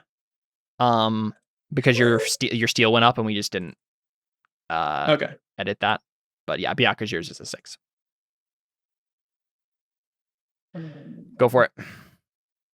No. So yeah, Bianca's too distracted. No. So is Ren. Connor, you have a fate. Yeah, you can spend one fate to reroll Can I one use failed my dice. Can I use my call on? I don't think you have a call on for steel, do you? Yeah. Doesn't he? Tough as nails. I don't think tough as nails is a call on. It's a trait. Yeah, it's doesn't have to make steel tests for pain, exhaustion, or deprivation. Yeah, none of those is what's happening right now. It's just he's exhausted. I am being boom. Yeah. There you go. Okay, Ren can at least act. Bianca, if you do want to, you can spend one fate to reroll your failed dice there to attempt. Only one? Steel's open-ended, so you can do 2, right? No, so it's open-ended, which means that 6 already rolled. Oh. Yeah.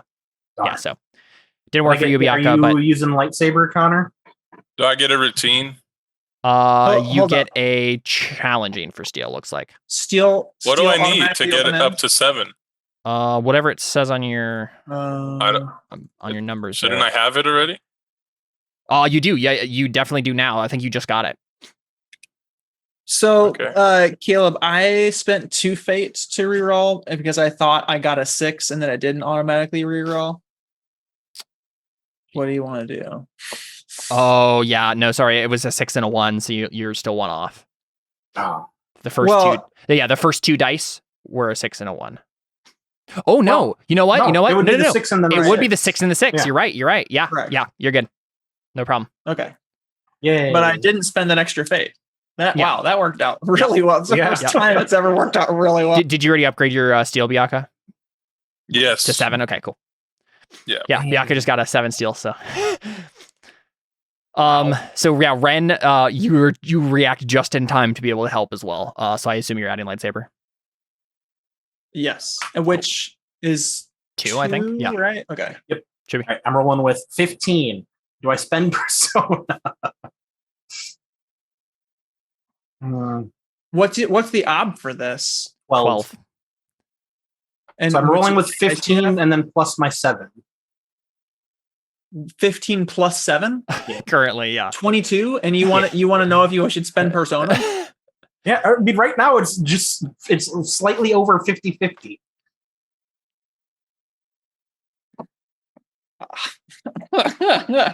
I mean, might as well just put 3 persona into it. I mean, if we can kill him right here, that's a huge bonus for you being able to be trusted by the Jedi Council. But I don't have that many. You know what? Luck of the dice, heart of the cards.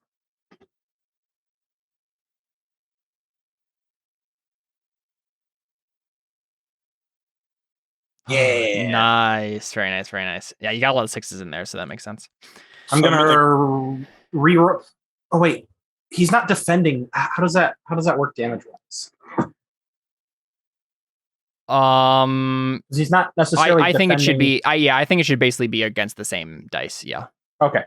So I have 2 over then, which I think is all you need to get the full. I want to do more damage. You can't do any more damage. You're already doing max, is what I'm saying. Oh. Okay. Yeah. You've currently, because the way the lightsaber is like if you get on the obstacle, then you do the mark or whatever, and you just need 1 more to increase it to the next level, and there's only two levels beyond that. So yeah, you're good. So Kalos, you do gray damage to your master, and I think literally just like kill him on the spot. What does that look like? Ren's obviously helping you though, so he can have. I think we both we bisect him in like an X, like perfectly in sync. Does that make sense, Ren? Nice. Yeah. So I think what it is, right? Is like he like puts one hand out and the entire glass shatters, right? The entire window just shatters into a million pieces. And he makes the mistake of looking back and he sees Kalos with just a look on his face like I have been meaning to get this revenge for too long. And he hesitates for just a moment too long. And at that point, he notices Ren out of the corner of his eye and he tries to react. He tries to like bring out his lightsaber, but it's just too late. And you guys just cut him in half in 2 different ways. Lightsabers just flash and he just slides to the ground. All right. We totally have this moment where we fist bump, right? Oh yeah. We have this like bro nod. Yeah, it's up nod to each other. Yeah. Can I roll dance to successfully do the fist bump? No. No. Wait, no, sleight of hand. There we go. Agility is your hands. You gotta stop like test mongering. You gotta. I do have a legit sleight of hand. What do you want to do? I want to try and take his lightsaber. I buy it. Okay, go for it. Because like it's as it's falling, you can just like just quickly put it in your utility belt or whatever. That's still agility though, isn't it? Yeah. I mean, agility and speed I need. Yeah. Because I have 3 in both. What's the odd, Caleb? I think it's against whoever's best at observation. Let's just have Biaka roll it. Though I guess Biaka probably wouldn't care. What am I observing? Me stealing his lightsaber. You can still roll against it. I think you might as well. So how go ahead. Many help? Go. I don't think you have any help in this situation. You might have forks that you can help with, but you can help yourself with. But I'm gonna fork in force tremors wise. 3 is for the council themselves to notice. And can I fork in telekinesis because I know how to do it? Maybe I observe it better. So. No. So can I fork in force tremors wise? Sure. That's what that is, right? That's force tremors wise is sensing the telekinesis. Yeah. Base ob 3. No, base ob is whatever Kalos is going to roll. So just put it at 0, and Kalos will roll against yours. Yep. So yeah. So 3 is your ob for sure. So 6. Yeah. Yeah. Woo. No, you can't put in 6. You have to put in the original one, otherwise it will double twice. I mean, I failed then. Yeah, you got 0 successes either way. Yeah. It's just difficult instead of challenging. Yes. Yeah, you're right. So difficult test on your agility, but the entire room notices that you've taken his lightsaber. I don't think they immediately say anything. Obviously, does he have? Why are you trying to hide it from us? I don't think I'm gonna kill us too. Does he have his? When did it get so? Have I been this dark this whole time? No, you just got this dark. I don't know what happened. Yeah. What the heck? Does he have his Korriban lightsaber on him? Yes, I think that's actually what he was taking out. He had it secretly under his robes. Yeah.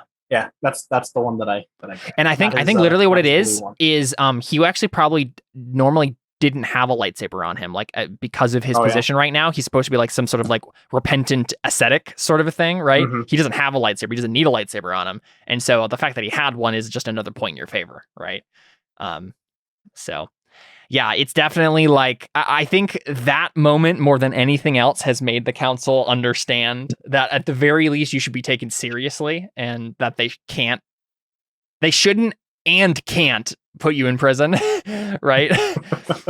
But I guess let's on that dramatic moment as everyone's just staring at you, let's cut back to Rel quick. Rel, I think the first thing that happens here is you get a note from like on your compad from your spy, and it says Kalos just murdered one of the Jedi Masters.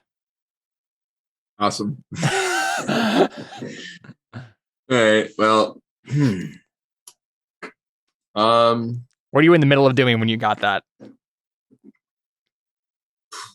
Probably I'm on the like hiring board for mercenaries and bounty hunters and stuff. Mm-hmm. I'm looking for somebody who can do that kind of thing. Who are you trying to find specifically? So I was looking in the rules, and it says if a person has a reputation, you can add it to your ability to look for them. So I want to try and find somebody of the reputation. Okay, so someone famous. Yeah. It's Korriban, or this place, Coruscant. Yeah. The other core planet is big place. So yeah, I want to find somebody. I mean, I don't really care what the reputation is. It can be like I'm super good. I already know exactly who this person is, so please do it. Yeah. Cool. And also I found out you can fork in wises to circles. So I was looking through the rules. You can't fork them. You can. Well, you can link test them. Yeah, you can do link tests. I think it said you could use them. I'm almost positive you can't straight fork into circles, because that's just the general rule for attributes is you can't fork. No, yeah, I know. There was a specific thing. Let's see. I'll double check. Yeah. Appropriate wises can be used as link test for circles. That's the thing. Oh, you're right. That's the link test. Yeah. Okay. Yeah. So if you have one, you can use it. Do, but I'm not sure what the difficulty would be. Typically with something like this where it's just like to get some extra die, I usually have it be 2. That's kind of been my standard practice. Okay. Well, I'm probably not gonna do that. I feel like I'd probably fail. So I'll just go circles. Yeah. So I'll add my reputation. And then what's his reputation? We'll say it's 2 dice. Okay. And then I think that's it in that case. And so your intent is to find a bounty hunter or a mercenary type who can do what for you exactly? What do you need them to do? Yeah. Just be a bodyguard? The job is lower if the job description is vague. And so that's why I was trying to be vague. I'm just looking for someone who's good at killing people. Perfect. Or, whatever. Yeah. Yeah, let's have it be 3, mainly just because of its kind of like tight timeline. Yeah, that seems reasonable. Oops, I almost gave myself 3. I was wrong. Oh no, I got 1 6 though. You did? I got 3 1s. Yeah, you can spend 1 or 2 fate to reroll 1 or 2 dice. All right, well, my spy already sucks, so I'm gonna spend 2. Do it. So and reminder, you can always roll fate from next to the fate box. There's like a little die thing for it. Oh, right. That's kind of an easier way to do it. Does that work for re-rolling the 1 traitor? It doesn't, does it? I mean, it's all the same thing. It's going to be re-rolling, and is the traitor, when you re-roll a traitor, is it open-ended too? Yeah. Oh, okay. So remaining ob is 1, 2 dice. What? Wow, 2 3s. That's rough. Me? That's rough, buddy. This is perfect though, because it makes sense why you fail. This is the person I want to be here. So what we see is you contact I think did you want them to come to you, or were you going to go to them? I feel like I'm just contacting them, and I want them to go to the job. We don't have time to meet each other. Got it. Perfect. So we I don't think it's even like holocom, right? It's just like through voice. And you contact this person, and we hear a New Zealand accent. And we hear, yeah, you have a job for me? Yes, rather urgent one, if you're available. I'm available if you have the credits. Of course I do. I need you to extract someone from the Jedi Temple. I see. How long will this take? What's the security exactly in this situation? Are we talking about like where in the temple exactly? That will increase the price. If I'm going to the council chambers themselves, I might have to charge. Well, that's where he is now. I don't suspect he'll be there for very long. I see. Do I have a name, a description?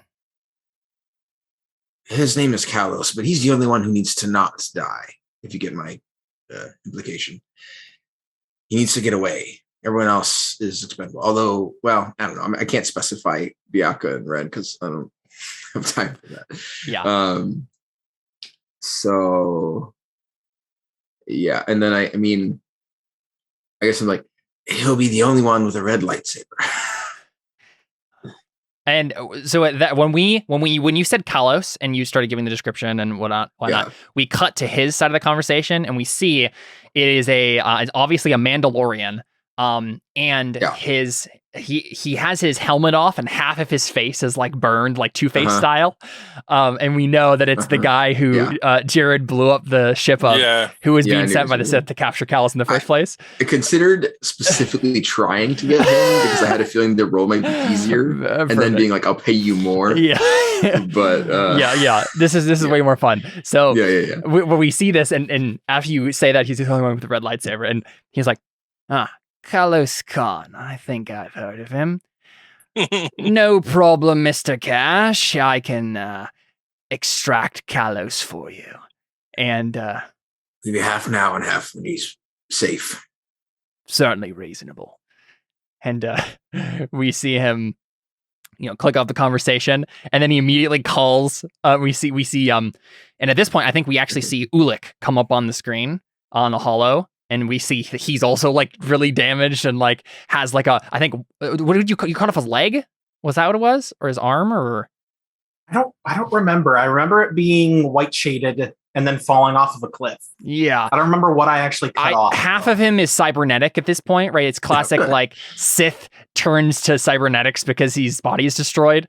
And we see him like the Mandalorian says, "Good news. I found your wayward Sith. Someone's gonna pay me extra to take him off the Jedi Council's hands." Pointing me right to him. And Ulick, we see him like, obviously frame his hand for the camera, so we see it's cybernetic, and like, clench his fist, and he says, "Very good. Bring him to me. I'm going to make his death slow and painful." And the Mandalorian just like kind of gives him an up nod and says, "That's your choice, boss." And then he just clicks off. And we see him like stand up and kind of grunt, and he puts his helmet back on. And then we see him open up a little locket of his, and we see a Twi'lek, like a little hollow of a Twi'lek, kind of like it's kind of like a little locket and a hollow of Twi'lek comes up, and she's like smiling and kind of posing for it. And I don't think he's put his helmet on yet. He pulls this up, and we just see his face just like get dark, and we know that like Kalos killed his girlfriend when she died, and we just see him like close it angrily and then put his helmet on. And the best part about this is I have no idea who this is. I know exactly. So there's no reason for me to be suspicious at all. I know it's amazing. It's the best. And so we just the last thing he says to no one in particular is, "I'm coming for you, Kalos." And then we cut back. So you're standing in the middle of the Jedi Council, and what's going on exactly? They're all kind of like staring at you, and so the guy like obviously broke the window first, and was about to take off a lightsaber. Everyone saw it, so it's not like you just killed a master in front of us and didn't even it's obvious that you acted in like the best interest of everyone in the room. And so everyone's just staring in shock and not saying anything. Denon looks super pale. Since everyone saw me take his lightsaber, I may as well just ignite it, and I assume it's red still. Oh yeah. It's like an unstable crystal red, right? Mm-hmm. Hey, he's lucky no one decided to, like, I don't know, just pick that up and turn it on at some point. Well, see, he had it hidden, so no one actually even knew he had a lightsaber on him. He wasn't supposed to have a lightsaber on him. Oh, gotcha. Yeah, I just say I assume this speaks enough for itself, and then I just, close it and just attach it to my belt. Okay, you started with attack, and I thought you were going to say attack. Just kill everyone in the room. I think Nomi, we see a tear fall down her cheek, and you can tell that she's incredibly emotionally conflicted by like seeing Kalos in front of her. We know that she obviously still has feelings for Kalos, and she's conflicted because she's like, you can see that there's like relief on her face because she's like, okay, he's not going to be like killed or have his force taken away or anything bad like that. But also like, he's still really bad dark side guy who just murdered a dude in front of me. So she can tell she's... It was preemptive self-defense. Yes, but like, yeah, it's still like she's just not... Her emotions just bubble to the surface. Yeah. We see Odan put a hand on her shoulder and say, "Calm yourself, Nomi." And he stands up slowly and he says, "Darth Khan." Not a Sith, but all right.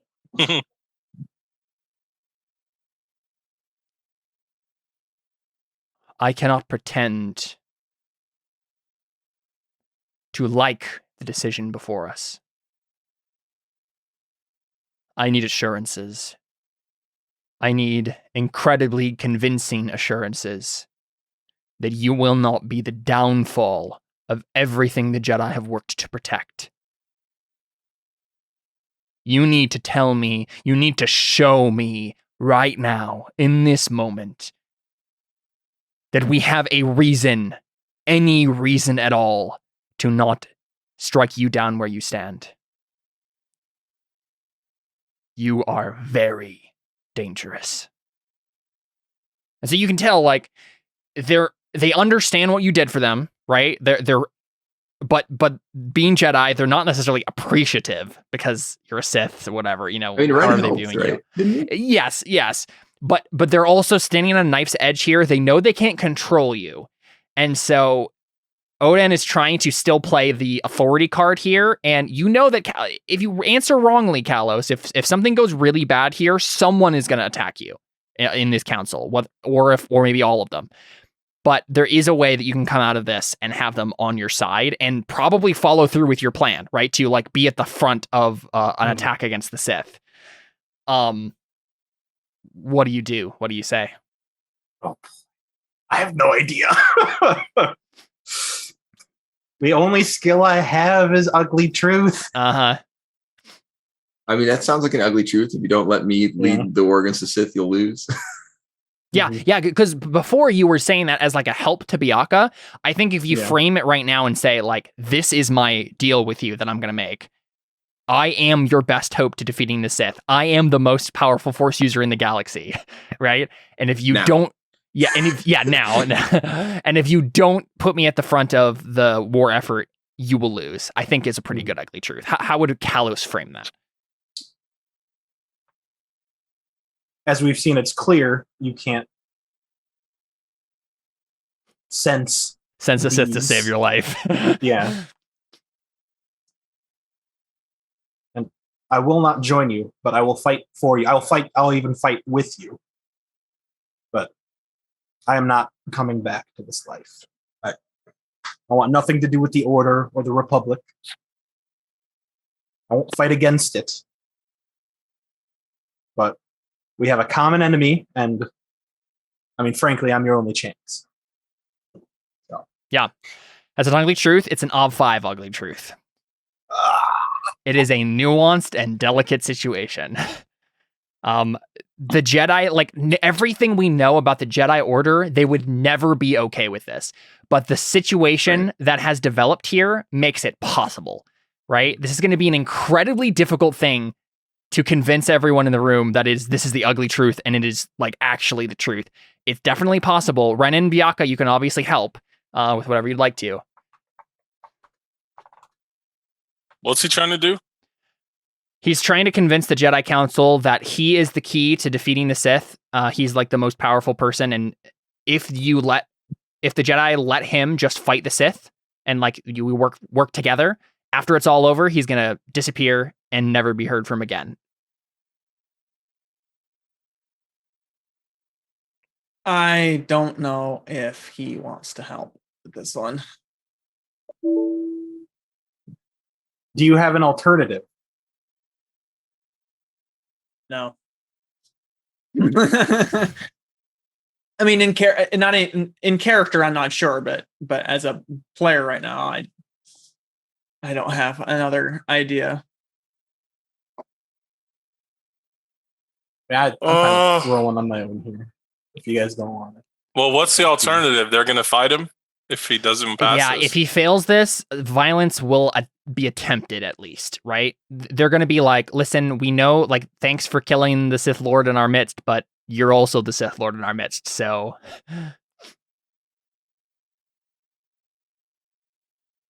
And basically, we know now that if we don't all attack you right now as a council, we're never going to get the chance again, and we will never defeat you. Well, I'm going to follow my belief, so I'm going to help him. Yeah, because my belief is I trust him, so I will ensure the council doesn't harm him. Yeah. How do you want to do that? What skill are you going to try to use? So what is he exactly doing? Like he's doing ugly truth to basically lay out the bare truth of the situation, that like the war that they're in with the Sith, they will not win unless he's on their side. So you have to work with him. Him is basically the truth. But I don't have persuasion. I don't have none of that. You don't. Yeah. So let's see.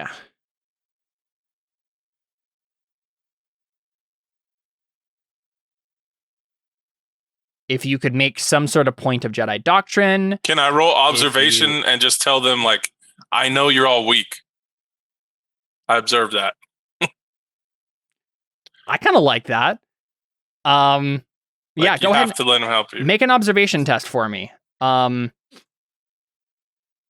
could just go ahead and roll it graduated, so just ob 0, and we'll just see how many successes you get. I can't fork in anything, huh? I don't think so. Meditation directly correlates to like sensing people's presence in the Force, so I could see. And Force tremors wise. Sure. Yeah. Go for it. So 2? Yep. Let's put 23. Okay, only 3. I think that is enough for 1 help for Kalos, yeah.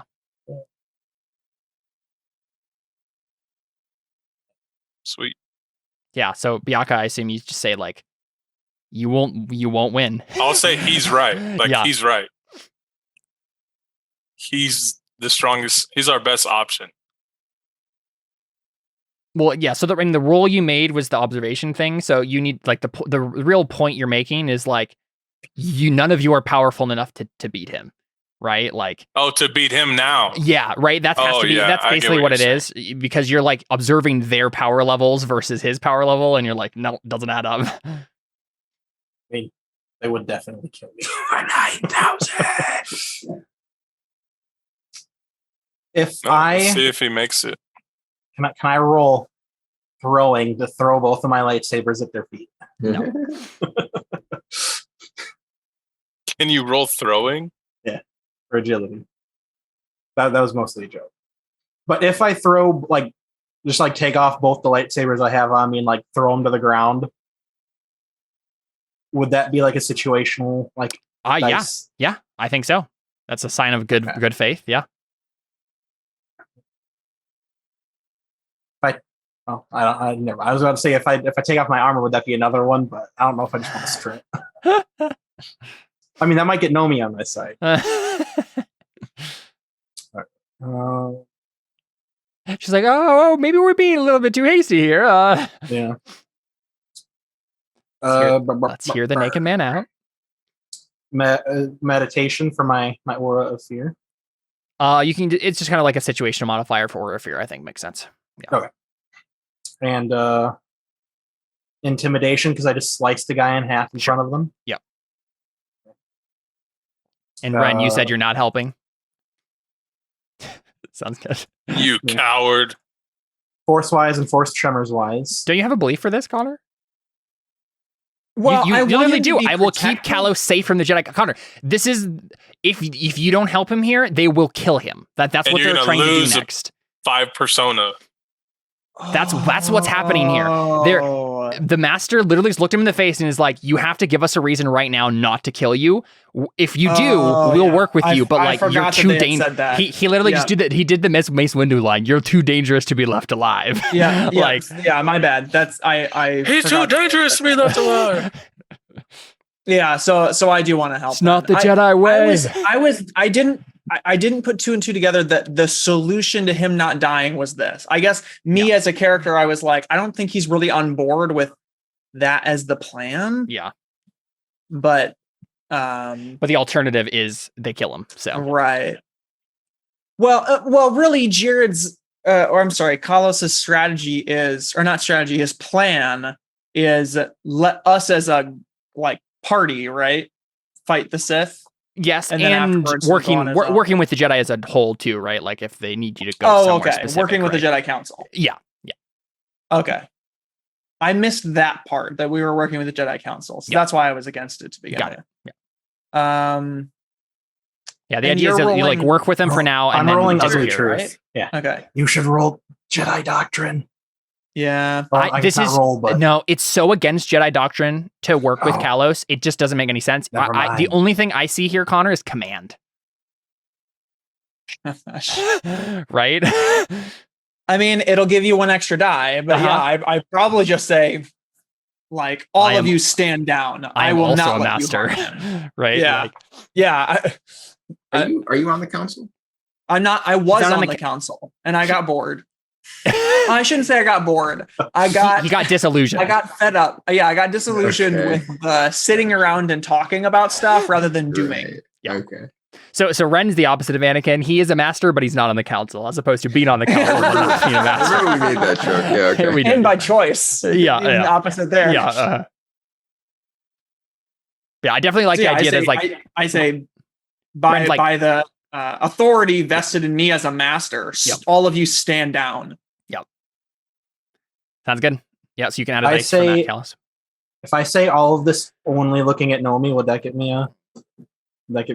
No, you have to convince Odan here. Okay. That's who you're convincing. Yeah. Gotcha. If it was, you say Odan could kill Kalos by himself? Probably. Yeah. He is as probably as powerful, if not more, than his master that he just killed. So. But he did. Although in this situation, he wouldn't be able to roll empathy. So no, probably not. Yeah, but he'd also have 20 other preemptively Jedis. Murdering someone in the Jedi Council chambers is not a very empathetic thing to do. No. Definitely a Jedi thing to do, but I could potentially, maybe not from Connor or Chad, but could I do a Jedi doctrine? Hear me out. Okay. Like if I say something along the lines of maybe, working together and fighting together with Jedi will be my path to redemption. I see. That sounds like deception to me. Well, yeah, if you're lying about it. It depends on what his character is actually trying to say. Well, to be fair, I guess that could be true regardless of how you feel about it. Yeah. That would be how they would go about it. I'll give it to you. So. I think that's an argument you can make. All right. I'm at 8 right now. I think what's the of? 5. You know what? All right. 2 persona. I am down to 3 now. Okay. I'm at even 10 for this ugly truth.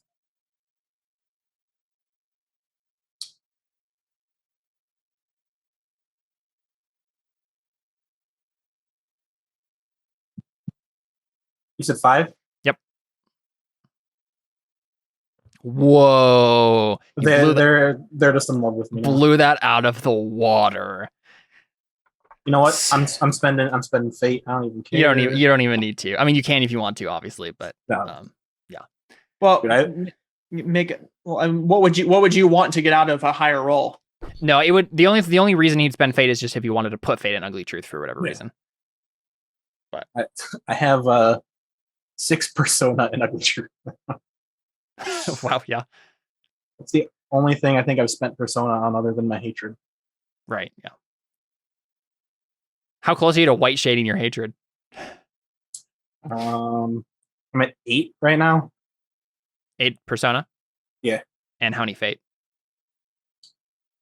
I haven't kept track of that. It takes like 2 deeds points, though, doesn't it?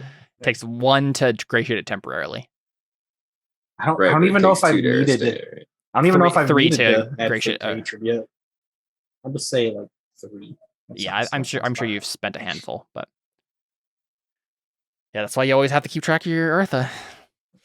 We're bad at that. That's your own fault. You're not gonna get your epiphanies and stuff. So, I think. So this is what happens.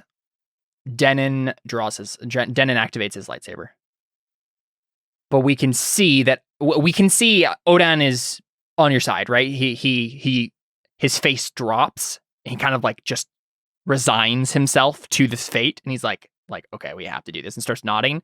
And then that's when Denon activates his lightsaber, and he says, "I will never work side by side with a Sith."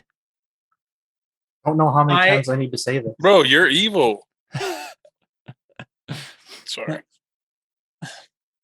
What do you do, Ren? I'm fighting with myself right now if I should draw my lightsaber or if I should let Odan not see me do that.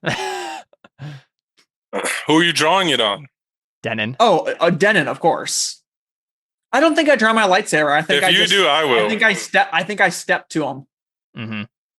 He says, move aside, Ren, or you will be the first to be cut down. I've seen your slip to the dark side too. You've been influenced. You've been tainted by this evil man. Bianca has you can see it how? In the Force? Can I hear them? Yeah, you're right there. This is happening. I'm just listening, council, right? Oh yeah, you're all still in the council chambers. Yeah. Well, what did you say, Connor? I think I missed part of it. I said, he said, I can see that you've fallen to the dark side. Yeah. And I said, how? How can you see it? Through the Force? Like in the Force? Like is the Force telling you that this is happening? Yeah, he seems to like twitch at that and he says, yes.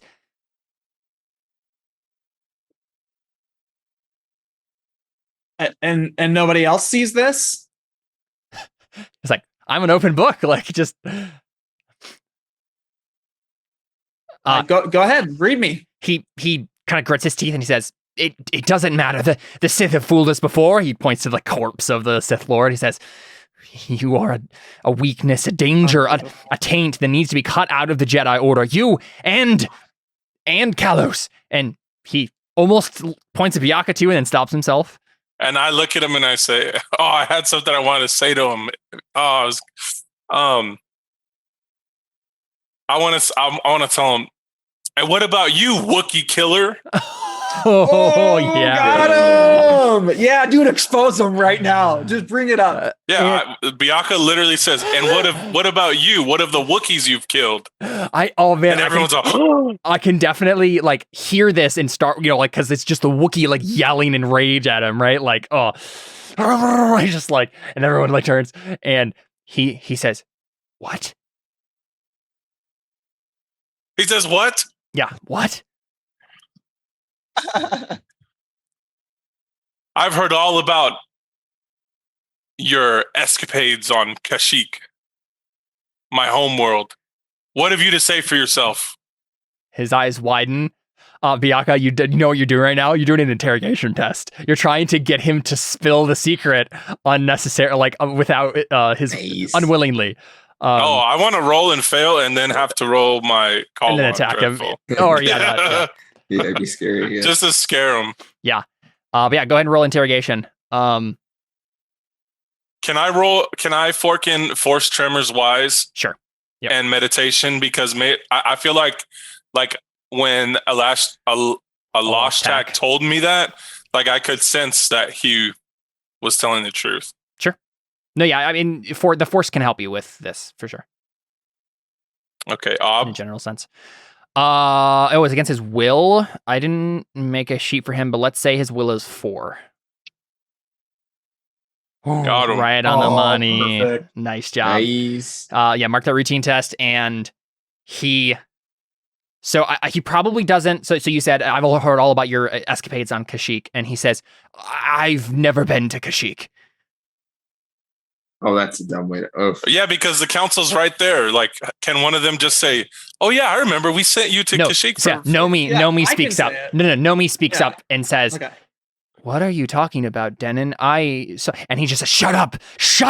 He's lying! And I draw my lightsabers. You're evil! What does it matter? You're a Sith! The Wookiees are savages anyway. I want to cut him in half. You just want to attack him? I want to. I don't know if I should. I don't know if Bianca would. But this is the thing. Like, Denon says, strike me down. And I would become more powerful. So this is the thing. You succeeded. You succeeded on the interrogation. So the council is like shocked. Like they see that he did do something. And this is like twist, turn, twist. Yeah. Master Odan looks at you, Bianca, and says, "Speak, Bianca. What are you speaking? What information do you have?" And like I have my lightsaber drawn, and I turn back and I say, "This man killed Wookiees on Kashyyyk. We have a wounded friend that told me these stories back when I met him. The savages attacked me. They attacked me. I had no choice." You hate Wookiees, don't you? You've always had a problem with me. You've always had a problem with me. I've seen the way you look at me when I walk through the halls. You call me fur bag. I heard. I said fur ball. It doesn't matter. No, yeah, you can tell that he's just like stuttering over himself. Like, no, you don't understand. The Wookiees, we're wasting our time with them, and he's just like lost everyone in the room at this point, and he probably just snaps and attacks someone, and it's probably you, Ren. Yeah. So he just swings for your neck. I'm gonna go ahead and roll lightsaber here. He's like forking in anything possible. Spending all of his persona if he has them. He's just like banking everything into this roll.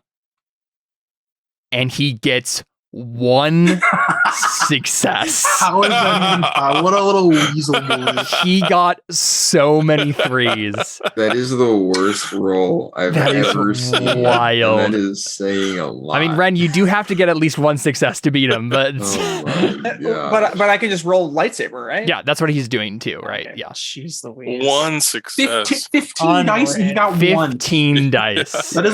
That's the worst roll in the history. No one in the history of this entire game has rolled worse than that. Yeah. Quintarius has never rolled worse than that. Yeah, for real. Mm-hmm. Oh, man. Well, he's just really flustered. Honestly, I wouldn't expect anything else from Denon in this moment. I love it. No, it fits perfectly. Am I able to, in my intent for defense, can I just cut his lightsaber in half? Sure. Yep. Okay. I'm gonna fork in soldier wise and force wise. Yep. And the ob is 1, right? The ob is 1. Yeah. Yep. I guess in terms of difficulty, I guess it doesn't really. Yeah, it's just a routine. That's so sad. You're basically fighting an infant. Yeah. So literally what happens, Ren, is he goes for you, right? Like overhand strike. And I think you literally just like get under his arm, like with your arm, like bring his arm up, and he like lets go of his lightsaber, and you just cut it in half in the air. Yeah. Right. And he's just like, staring down at it. And I say, I look him in the eyes and I say, you always were the worst fighter I knew. Yeah. And then I take a step closer and I say, Lurie would be ashamed of you. Ooh. Lurie. Got him. What is he going to say here? What'd you say? He says, Lurie got what she deserved. Wow. And that's like news to you. Like, he's never talked about Lurie. Like, you don't know what he's talking about. I think Ren kind of flips. I think he says, "What did you say? What did you say?" And he like grabs him by the like lapels and like lifts him off the ground. And he says, "What did you just say?" And Odan says, "Ren, there is no passion. There is peace." What do you do? Oh man. All right. I chose the light side like 2 episodes ago. I put him down and I apologize. I bow to Odan and I say, "Forgive me. There is no need. We need to have him investigated into Lurie's death. I'm now starting to think he had something to do with it." Denon is just like kind of muttering to himself and shaking his head, and he's just like kind of also like gritting his teeth, looking around like a caged animal, but he knows he really can't do anything in this situation. Odan looks at you, Ren, and nods, and he says, "He will be investigated fully." And then he just like nods to the knights that are by the door, and they just grab him by one, each on one arm, and start dragging him off. And Odan he looks so troubled as he looks to Kalos, and he's just like, "I find myself in your debt on 2 counts. It seems that the council is far more influenced by the dark side than I feared, and certainly more than your influence could ever do. What do you have in mind to fight back against the Sith?" Cut to black because I have no idea. And I think the right thing to do is we don't cut to black. We cut to explosion, right? Oh no. So the thing is, the Jedi Council chamber window is completely open right now. Uh-huh. So conveniently, Kalos, I think it's you, right? Odan, you're looking at Odan Uri. You're about to respond to him, and you in your peripheral vision beyond him, like because he's like framing the window, like the broken window, you just see a little light, and it's like a jetpack, right? It's like the fire of a jetpack, and we see a big old rocket launcher, and he just lets the rocket, and you just see a missile heading straight for the thing. Now, what I need everybody to do is make a steel test to actually respond in time to this. I'm sure you were going to cut the black there. What's the ob? It was against your hesitation. Oh, hesitation. Yeah. Although I think being shot at is a +1 ob in the book. So everybody add 1 to the hesitation. Sure.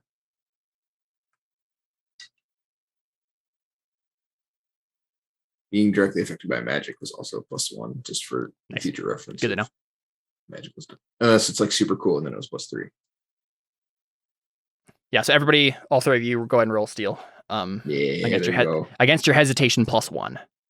I got 7 successes with 7 dice. Yeah, I mean, I have 7 gray dice. Yeah, and it's open-ended automatically. Yeah. Right. Still. What do I do? Sorry. Go ahead and roll steel. Against for you, Ob 7.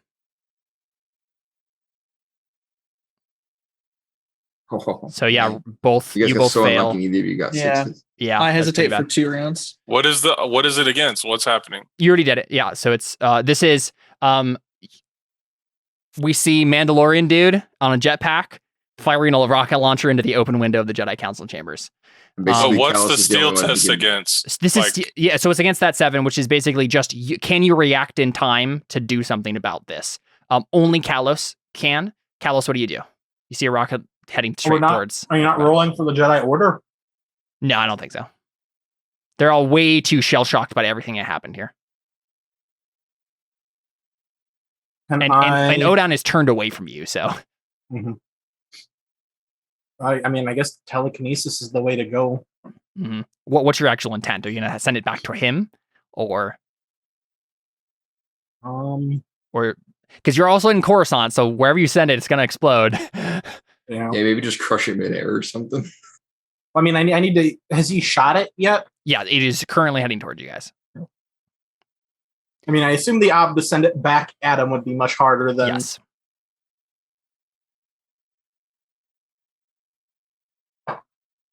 I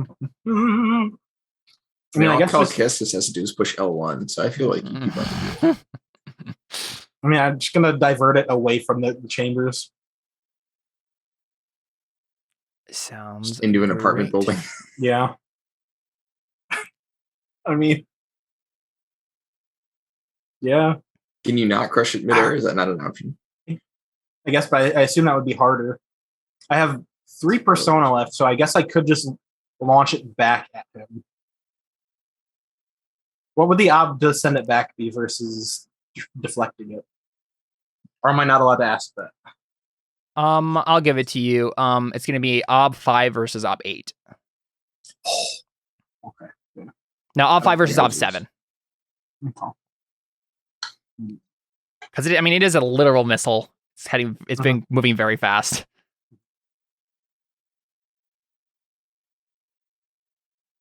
Let's add up what I'd be rolling.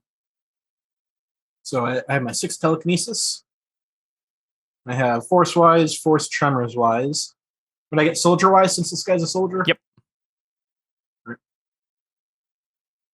So right now that would be 9, and then I could add 7 if I rolled hatred, so that would be 16 total. Your ob, I just realized that the actual ob is against what he's rolling because he's shooting you. So yeah, 13. Is he shooting me though? Or? Yes. Okay.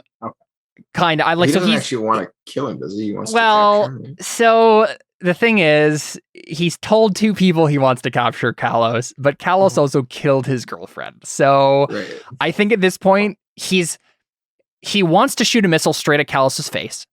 He's confident that even if that hits, Kalos will probably still survive somehow, and so he'll get the satisfaction of shooting him with a missile and also still be able to drag him off. Yeah. I think I'm just gonna deflect it. Oh no! Never mind. It doesn't matter then. It doesn't matter. I think. Yeah. Yeah. Sorry, I didn't realize what I should have just rolled for him. So. I can't. I don't think I can roll it. Yeah, he has like a bajillion modifiers for this sort of stuff. So I know I made it.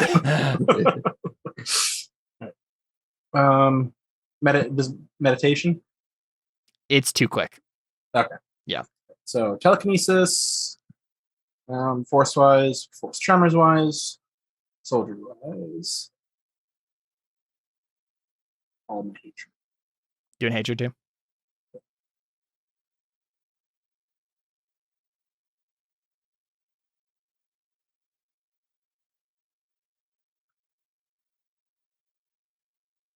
Oh boy.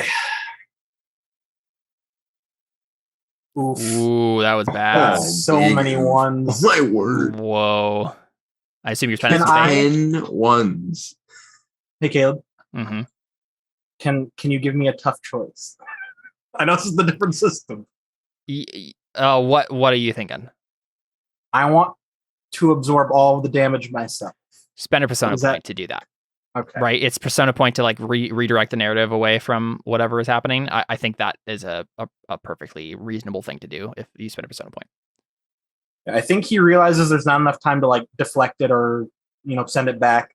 It's like right as it's about to hit him, he like makes a dome around himself to just absorb all of the energy from killing everyone else. Sounds good. I have 1 persona left. Yeah, so you get hit point blank with a rocket. Let's take a look at guided missiles.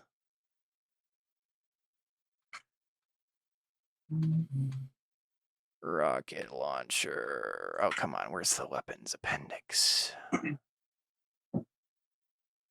don't think weapons have appendixes. David? And they all got them removed. Here we go. Launchers. Rocket launcher. 30 million damage. Oh no. Oh, right. It's a die of fate. Okay, also, here you go. You took off your chest piece, right? Yep. So we're rolling a d6 here. Die of Fate. On a 1 or a 2, this does a B8 wound. On a 3 or a 4, it does a B16 wound. On a 5 or a 6, it does a G4 wound. Oh my gosh. Okay, so it does a B16, which is obviously a mortal wound. 5, right, for your armor? Or does not that count? Is that how that works? I think so. I think it decreases it either decreases the power or the placement. I don't know which. Well, this one doesn't matter for power because right. It's so then just I guess it must fate. be the placement. Either way, it's still a mortal wound. Yeah. And also he's not wearing his chest piece. Yeah. Chest piece. I'm not really sure how that. Yeah, I mean, as soon as you get over his mortal wound tolerance anyway, it's all mortal wound, so it doesn't matter. Yeah. Right. So Kalos, I assume you're spending your persona point again here to not die. Your last persona point. Could you direct it into the temple and have it collapse instead of, or like the part of the temple you're in? I'm assuming the building is huge, but can you have the part of the temple you're in collapse so that you're just falling instead of being hit with a rocket? Would this kill me? So you spend a persona? Right now, yes. Oh yeah, you're dead if you don't spend a persona. So your 2 options are spend a persona to take the mortal wound, but like be able to survive, right? So you will be. What's the radius of the rocket? Like damage, like splash damage. I don't know if before you know what? I should have asked these questions before I spent that last persona. Because I mean, yes, everyone in the room would have taken this for sure. Okay. It was meant to completely destroy this room, like it was Mega Blast sort of thing. Yeah. So, so your 2 options here, Kalos, are if you're spending that persona point, which I assume you're doing, is to take the mortal wound, but spend the persona point to live, right? But you still have the mortal wound. You'll just eventually recover. Or spend the persona point to redirect the narrative away from your immediate death into something that's still really bad, but means you don't take this wound. But yeah, so David's suggestion of it completely destroys the structural integrity of this place and everyone's like falling off of things and everything's collapsing. That's definitely one. What's the dice penalty for the mortal thing?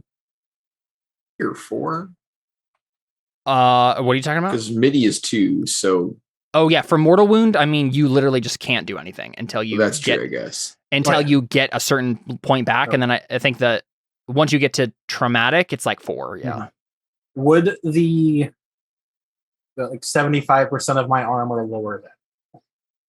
I mean, it doesn't matter. Like, what's your armor's doing? Well, I'm going to be spending the persona regardless. Yeah, I know. What I'm saying is, if you don't spend the persona to redirect the narrative, it doesn't matter what your armor or anything, because like no matter what, you're taking a mortal wound, and that's all. Yeah, even if you had your full armor and it didn't have any versus armor, which I doubt because it's a rocket, you would still be at an 11, which I guess is still mortal for you. So that's not relevant, and it probably has a versus armor at least as good as a lightsaber, I'd imagine, because it's a rocket. I mean, my mortal wound is 12. Oh, okay. So it doesn't have a versus armor. Yep. But I mean, you're not even wearing your chest piece, so I assume he's not going to give you the full effect of your armor. No, I just don't think any of that matters in this situation. Yeah. But yeah, what was the wound that he did? Total? It'll be a after 16, spending the persona? B16. Oh, okay. Yeah, I think I'll take the mortal wound. Oh, okay. Gonna take the mortal wound. Yeah, I think that would be more narratively interesting. That's pretty wild, yeah. So what happens is Kalos explodes, but his force shield. I lock eyes with Nomi as it happens. Yeah. So this is what happens. We just see it from like Ren and Bianca's perspective. You just see this missile fly in. Kalos just forces it to himself. You see a bubble of force, and then literally just an explosion, just like percussively rocks the center of the council chamber, but it's like all contained in this bubble, and then Kalos is just standing there, completely blackened, right, and charred, and then he just. Oh, he stays standing. Yeah, no, he does. Standing, yeah, he arms stays crossed. Exactly. No, he doesn't. He's not arms crossed, but it's literally just like he's standing, smoking, and then he just topples to the side, and that's where we hard cut. There you go. Sorry, He did. He died. I figured it was time I actually got hurt. He gonna die. That's pretty good. I mean, we could probably even do like a time skip or something after we get out of the immediate situation. You fought the most powerful Sith in the galaxy, and it was some chump with a rock. Well, okay. I mean, some Force user you are. Yeah, 13 successes. Yeah, I mean, yeah. I built him specifically to slaughter Jedi. Yes. I thought he was dead. To slaughter you. So this is a persona point to not die. Exactly. You know what's ridiculous? Oh wait, never mind. Take it back. So, let's go ahead and do Artha and stuff and get out of here. That was a great session. I loved that session. Mm-hmm. That was cool. Wild. I guess the last thing we see is just like Rel whistling to himself as he's just like, "Yep, my friend's gonna get busted out any second, and we're gonna make off with the loot." I'm just looking at like plush sofas and exactly. So with that. Yeah. Cool, Ren. Let's go through your stuff. Okie dokie. Turns out it was just it was all this in the Jedi Council. I'll make sure that Denon will not interfere with our Jedi Council business. I feel like I succeeded. You did. First out of fight, yeah. Kalos is trusting me to protect him from the Jedi Council. I don't believe the Jedi would do such a thing to him, but I have a bad feeling about this. I will keep Kalos safe from the Jedi Council. Yep, I also feel like I did that. You did everything in your power. Persona. From the Jedi Council. Yep. Rel extorted the Jedi Council. I will find him. We didn't get the chance to. Yeah, haven't been working on that, but that should be a good one for next time. So, okay. I can never turn my back on those who need my help. I'll give you a fate point. You took Kalos aside on a lot of stuff this time, and that hurt your reputation. So, okay, never turn my back to a Sith. In a sense, that's the same. It's a play on words, but yeah, I didn't turn my back to Kalos. Yeah. I'm gonna give you it not only for that, but also for instantly reacting to the Dark Lord in our midst. That was pretty fun with Kalos to just insta like slice him in half. Oh, his master. Yeah. I didn't turn. We fought side by side. Mm-hmm. Therefore, I didn't turn my back to him. Exactly. Always carry my lightsaber. I feel like everyone in this room was carrying a lightsaber. That doesn't give you any extra. It's whatever. Yeah, so. No, it doesn't. Master put things in an interesting. Yeah, I'll give you a fate point for Master. I think that was fun. If you had killed what's his face, then I think having a lightsaber on you would have been a bad thing. Yeah. If you had lashed out at Denon immediately and you tried to kill him or something, then for sure. Yeah. Cool. That's great. Kalos. Despite the misery this power was sprung from, it is mine. I have made it my own. I will not let the Jedi take it from me. Yeah, you did it, Persona. Ren has given me his word. The Jedi won't cut my connection to the Force, so I will trust him and not fight the Jedi, unless Ren betrays my trust. Yeah, you trusted him and did not fight the Jedi. Ren did not betray your trust. Persona still got to kill one, even though he was a Sith. That's good. Yeah, that's true. Since I'm here on Coruscant, I may as well tell the Jedi how outmatched they are. Yeah, I think I'm going to give you a Persona for that because, like, you did it. That was the crux of one of my arguments. That was the entire argument. Yeah. Never trust a Jedi or a Sith for that matter. Fate point. Yeah, that was very relevant. Right. Never leave a challenge unanswered. I'll give you a fate point because of the missile thing. Yeah. Never feel the need to lie lines for the weak. Fate point. Yeah. I got a thing for every single thing. Yeah. Would any of my traits count? I don't think. Well, you know what? I'll give you rule of two. I'll give you rule of two. Honestly, I'm going to give you rule of two and hatred because both of those were why they hate you, right? And do any of your traits involve being a runaway that might have been at play with getting shot with a rocket? Don't think so. I don't think so. Yeah. Rel. Yeah, no, you're right. I don't want these children to learn at the hands of the Jedi. I will get those who remain with me to one of my safe houses. I mean, they're in a safe house. Yep, and you bought it. Persona. Right. Yep. Excellent. Mm-hmm. That's not what I meant to do. I gave myself 63 instead of 3. I need to make friends on this world. I'll find a safe place to go to ground should we need to hide. Kind of the same. I mean, I feel like that might need more to it to be done, because I mean, the whole point was to make friends also. So I'll give you a fate point. You're working on it. And I don't think it fits to have 2 of the goals that were completed by the same thing. Kalos refused to disclose the location of Korriban, but there is still opportunity here. I will make sure the Jedi do not keep hold of it. You can take a fate point. I mean, you obviously were working towards it. Yeah.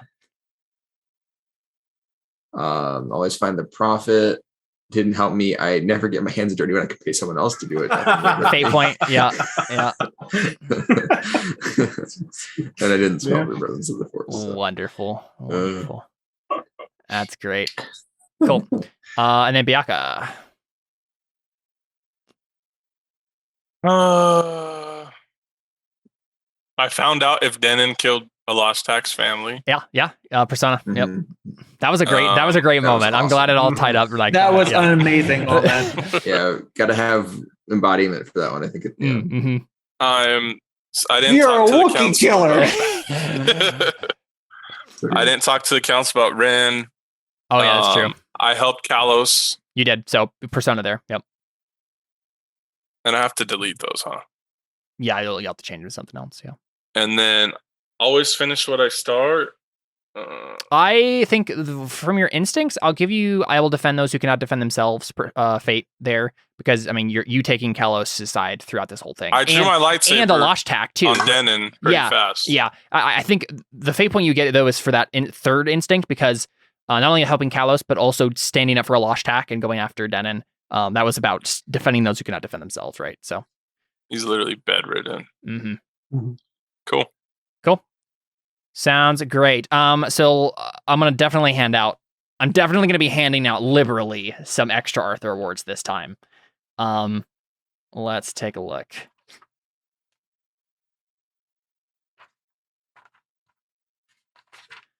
Humor. A fate point is earned if a player can stop the table dead with humor while in character. Do we have any specific moments there? David hiring the bounty hunter. Oh yes, that was great. Fate point for David for that scene with the Mandalorian. That was great. Anyone else have a moment that was laugh out loud funny? I mean, Biaka made me laugh out loud when he yelled, "You're a Wookiee killer." Yeah, but he's getting that for embodiment too. Yeah, that's true. I feel like most of the stuff that happened with you guys was really serious. So yeah, it was. Yeah. Right skill, right time. I had interrogation. Yeah. You know what? For that. That was pretty good. No, I'm gonna give you another point for right skill, right time for that. I have been incredibly happy with the amount of times Biaka has been able to use interrogation, and it makes total sense. It's so much fun to watch him just like weasel information out of people. It's great. Yeah. Ugly truth. So this is the thing I'm wondering. Does someone get a deeds point today? I feel like someone might. Ooh. I feel like Kalos might. I mean, he did try to convince him to let him lead Jedi to kill Sith. No. I'm thinking literally getting himself killed for a bunch of Jedi. Yeah. He literally. But is he dead? He took a mortal wound for a room full of Jedi who almost tried to kill him multiple times during this. I feel like that's Kalos. He literally did the most light side possible thing in that moment. That's true. Yeah. You got to give him apt for empathy. If that's what I was wondering, right? Like, there's something there too, right? But I definitely think he deserves a deeds point. Yeah, but why did he do that? Good question. For you. Yeah. For me. A combination of Bioka, Ren, and Nomi, basically. Oh yeah, Nomi. He doesn't particularly care one way or the other about everyone else, but you two are literally standing right next to him and would have died. Yeah. And but the thing is, he does have an instinct that says never trust a Jedi or a Sith for that matter. He literally just got killed, basically, right? For a bunch of Jedi.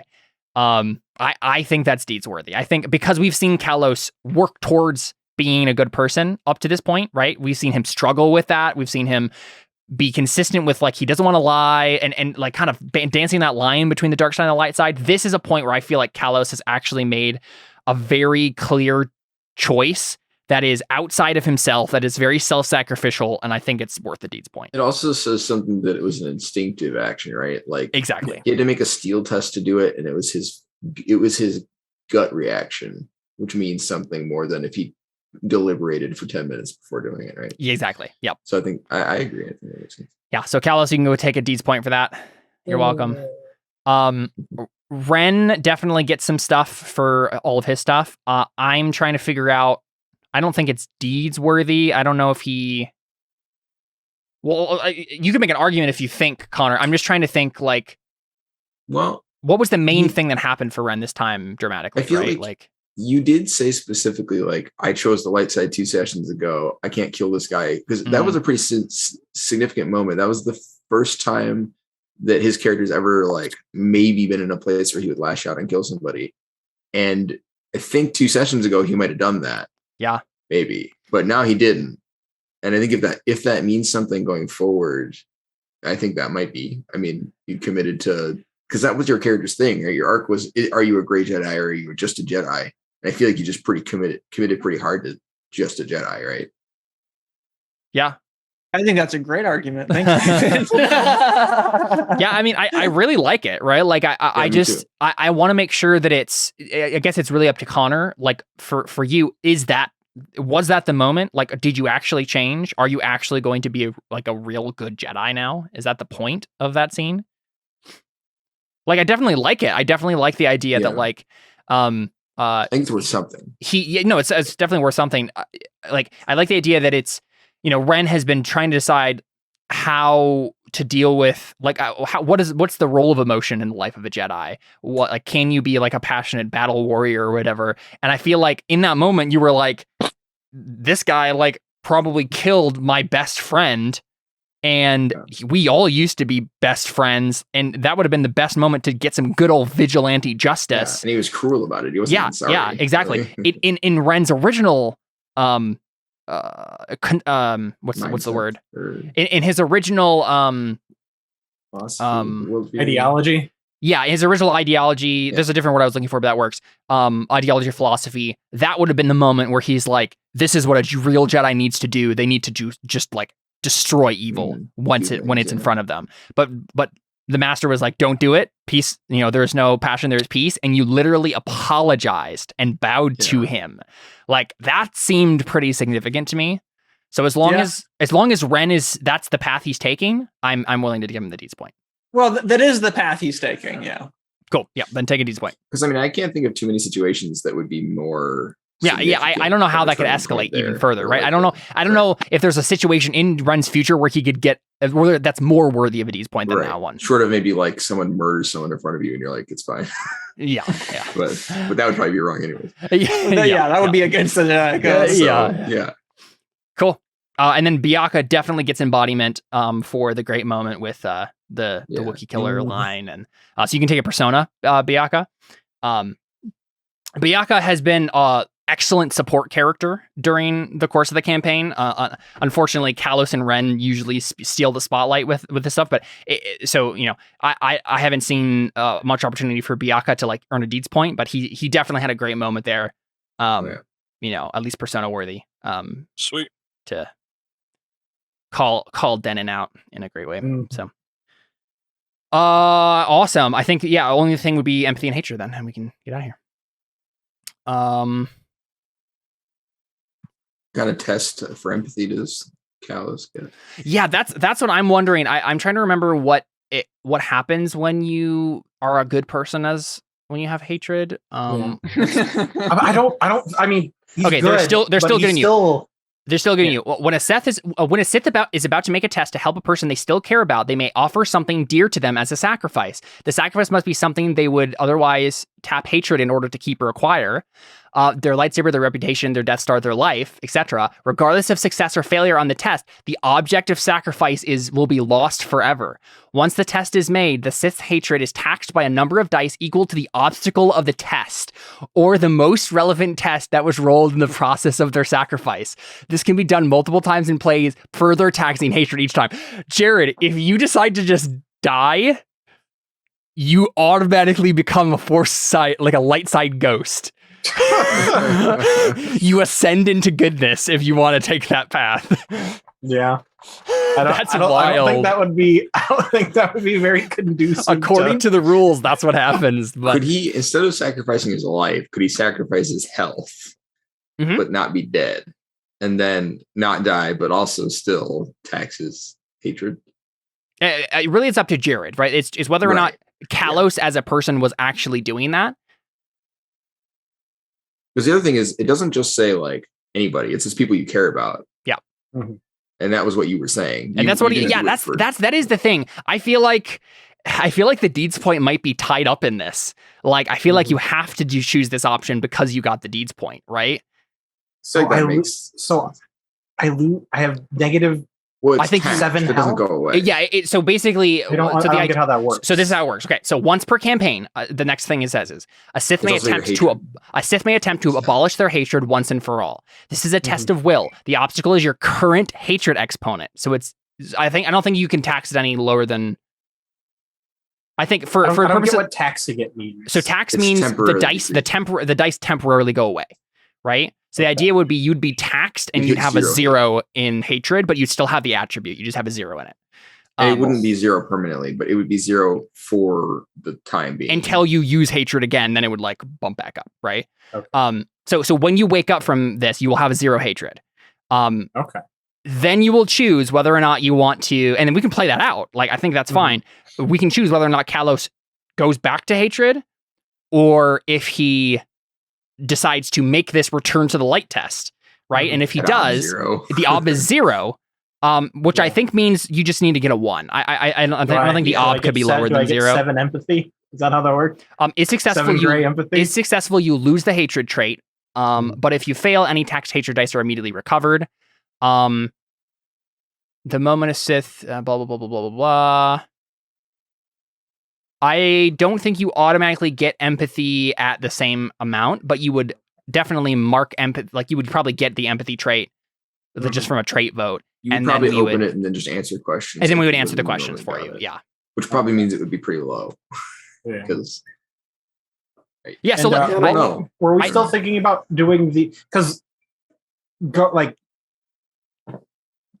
whole point, like, he didn't want to go, like, his whole point is he didn't want to choose either extremes. Yep.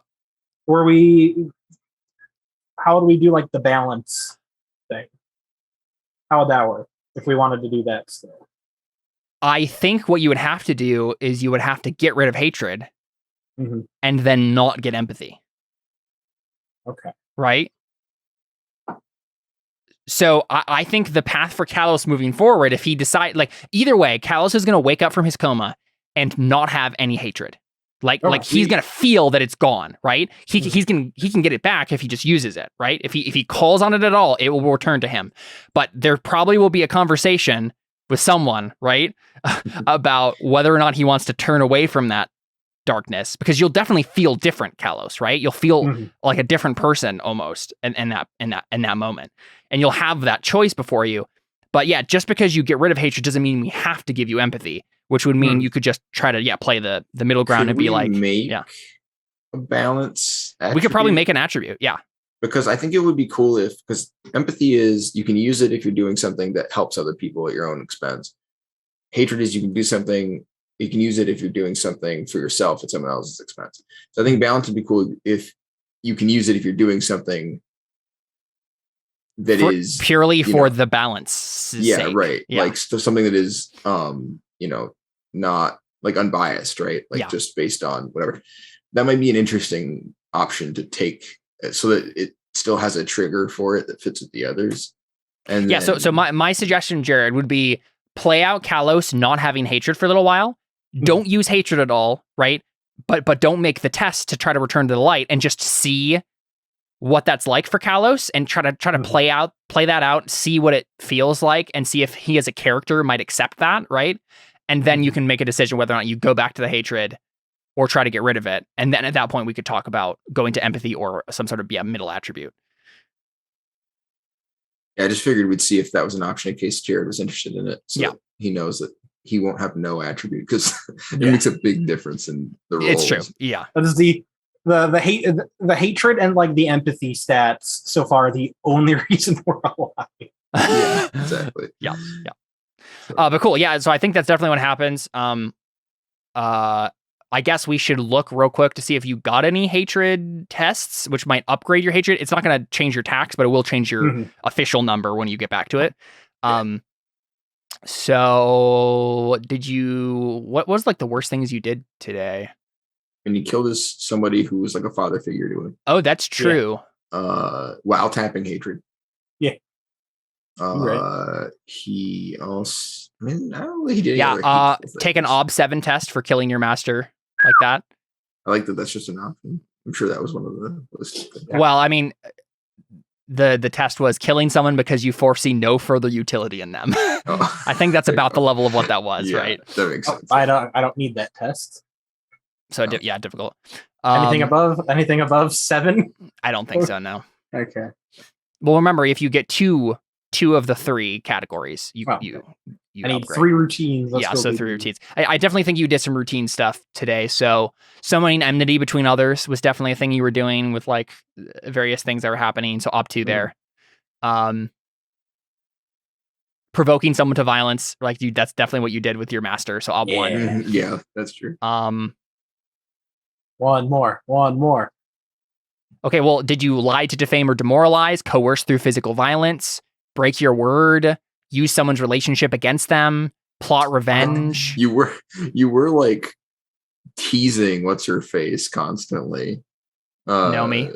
Yeah, you ever no. I think that counts. Yeah. Ob 2. You definitely were trying to use your prior relationship with Nomi to get sure, to get extra points there. Yeah, 8 hatred is what you just got. Very nice. And now you can take your difficult test.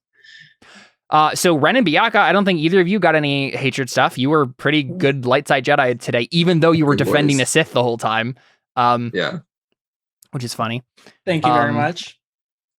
So in terms of empathy, though, that's true. I'm just gonna start reading these off from highest to lowest. Saving an evil person from a terrible fate. Oh, yes. Yeah, that's definitely what you just did for Kalos. Ob 10 empathy for each of you. Wow. But that doesn't do anything for us. What is that? Challenging? Just hold on challenging, to it, and if it advances, then you can use it. I already have 2 challenges. Yeah, I'm willing for at the end of a session you to use these in any order. That's fine. Caleb, start the other way around. Okay. Start with the lowest. Provide sanctuary to someone in immediate need. Speak out against injustice or cruelty. Bianca definitely did that. Yeah, and Ren definitely did that with the Denon thing. Okay. That's Ob 1. That's routine. Oh. Okay. Sweet. Taking the side of the underdog. Yep. Kalos. Also did that. Ob 2. Kalos the underdog? Yes, he was. In that situation, he was. You only need 2 of them. Yeah, you're a 4 empathy. No, I need another difficult. No, you need. You have one challenging. You have one challenging. You only need 2 of those. You don't need. Wait a minute. I have 2 difficult and 1 challenging. So shouldn't I already have 5? You need the routine. Hold up. We're talking about empathy, right? Yes. Yeah, but you said I only need 2 of the 3. So no. So this is the way it works. For when you're 5 or over, that's when any 2 of the 3 categories functions. Right. If you are 4 or lower, then it's you need the routine. 3. And you need either difficult or challenging. Oh, so I need a routine. Yes, I know I've told you this several times. I completely forgot. It's basically easier. It's easier to upgrade them when they're lower. Is the idea? Yeah. You don't have to get both, which probably sucks for you. You probably could have upgraded it more often. I don't think so. I think I've been looking at it, and I don't think it. But also, you remember that you had that challenging, and now you can apply it, and then keep going and see if you upgrade it again. Yeah, so now you have 1 challenging. So now you just need some more routines again. And you can mark that challenging too, Bianca, if you want. Yeah, I just did. Let's see. Tending another's wound, dissuading someone from enacting revenge. Protecting someone from the Jedi Master guy gets that for sure. Yes, he does. Yeah. Oh no, he only needed one routine. He floats into the ether, becomes a Force ghost.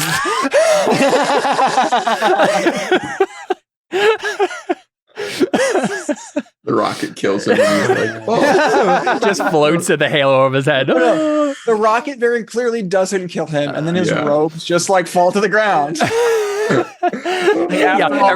Everybody looks up and just like, wait, what happened to him? He just got scared out of existence. It's fine. Yeah.